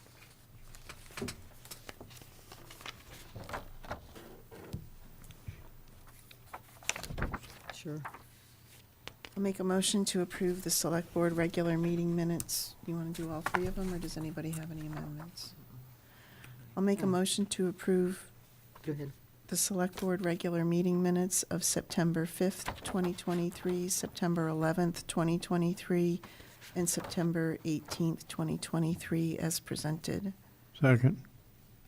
Okay, we have a motion and a second. Any edits, corrections, or anything? All in favor? Aye. Very good. All right, we are to liaison reports and referrals. George, you have anything? Not tonight. Okay. Virginia? Yep. From the assessors, the fiscal year '24 second quarter preliminary tax real estate bills will be coming out on or about September 29th, and they'll be due on November 1st. Quarter one and quarter two, just as a reminder, are preliminary bills in that the select board is going to be setting the required annual rate at the tax classification hearing in November. From the Conservation Commission, the granite sign at Warren Pole should be installed by the end of this month. There is an easement for at Hall Road for Warren Pole that's done, and the other one at Parker Road is still open, and I guess those will be coming to the select Yeah, board. One will be on your agenda next meeting. Yep. And then they are also working with the DPW on the Beaver Dam issue at Crooked Spring, for those of you concerned about that. And just a note on Wright Reservation, there's multiple trees down, and they're working to clear the trails. The Finance Committee will be finishing the review of their town meeting warrant articles on this Thursday, September 28th. And then just from the Planning Board, some of us attended their MBTA public input sessions this month, and the chair of the Planning Board said during those meetings that it is an ongoing process, and the public can continue to provide written input to the Planning Board if you want to, or also come and speak during their public input sessions as they continue to iterate through the process. And then from the Age Friendly and Council on Aging, just wanted to help them acknowledge the participation from our 3 legislative representatives at luncheon last week. They provided hamburgers, hot dogs, and Pat and I were there also. It was a really nice event, and we thank them for their involvement with the seniors. And they also got us the $25,000 earmark this year for the food insecurity, which really helps. So that's all I have. Erin? The only thing I have is, we have several liaison assignments that are no longer filled due to Mark's resignation. So if everybody could take a look at, maybe give me a sense of any of his that you might be interested in covering for the next 6 months. Probably one of the more critical ones is Community Preservation Committee. That is a voting slot. And my understanding is that they will be meeting sometime in a not-too-distant future to talk about new projects. So if you could let me know, if we can know by next week, that would be good. But if it's a little longer than that, that's okay, too. So that's all I have. So I will take a motion. I'll make a motion to adjourn to executive session, not to return to open session, to review the executive session minutes of August 21st, 2023, segments 1 and 2, and September 11th, 2023, segments 1 and 2. Second. Okay, we have a motion and a second. George? Aye. Virginia? Aye.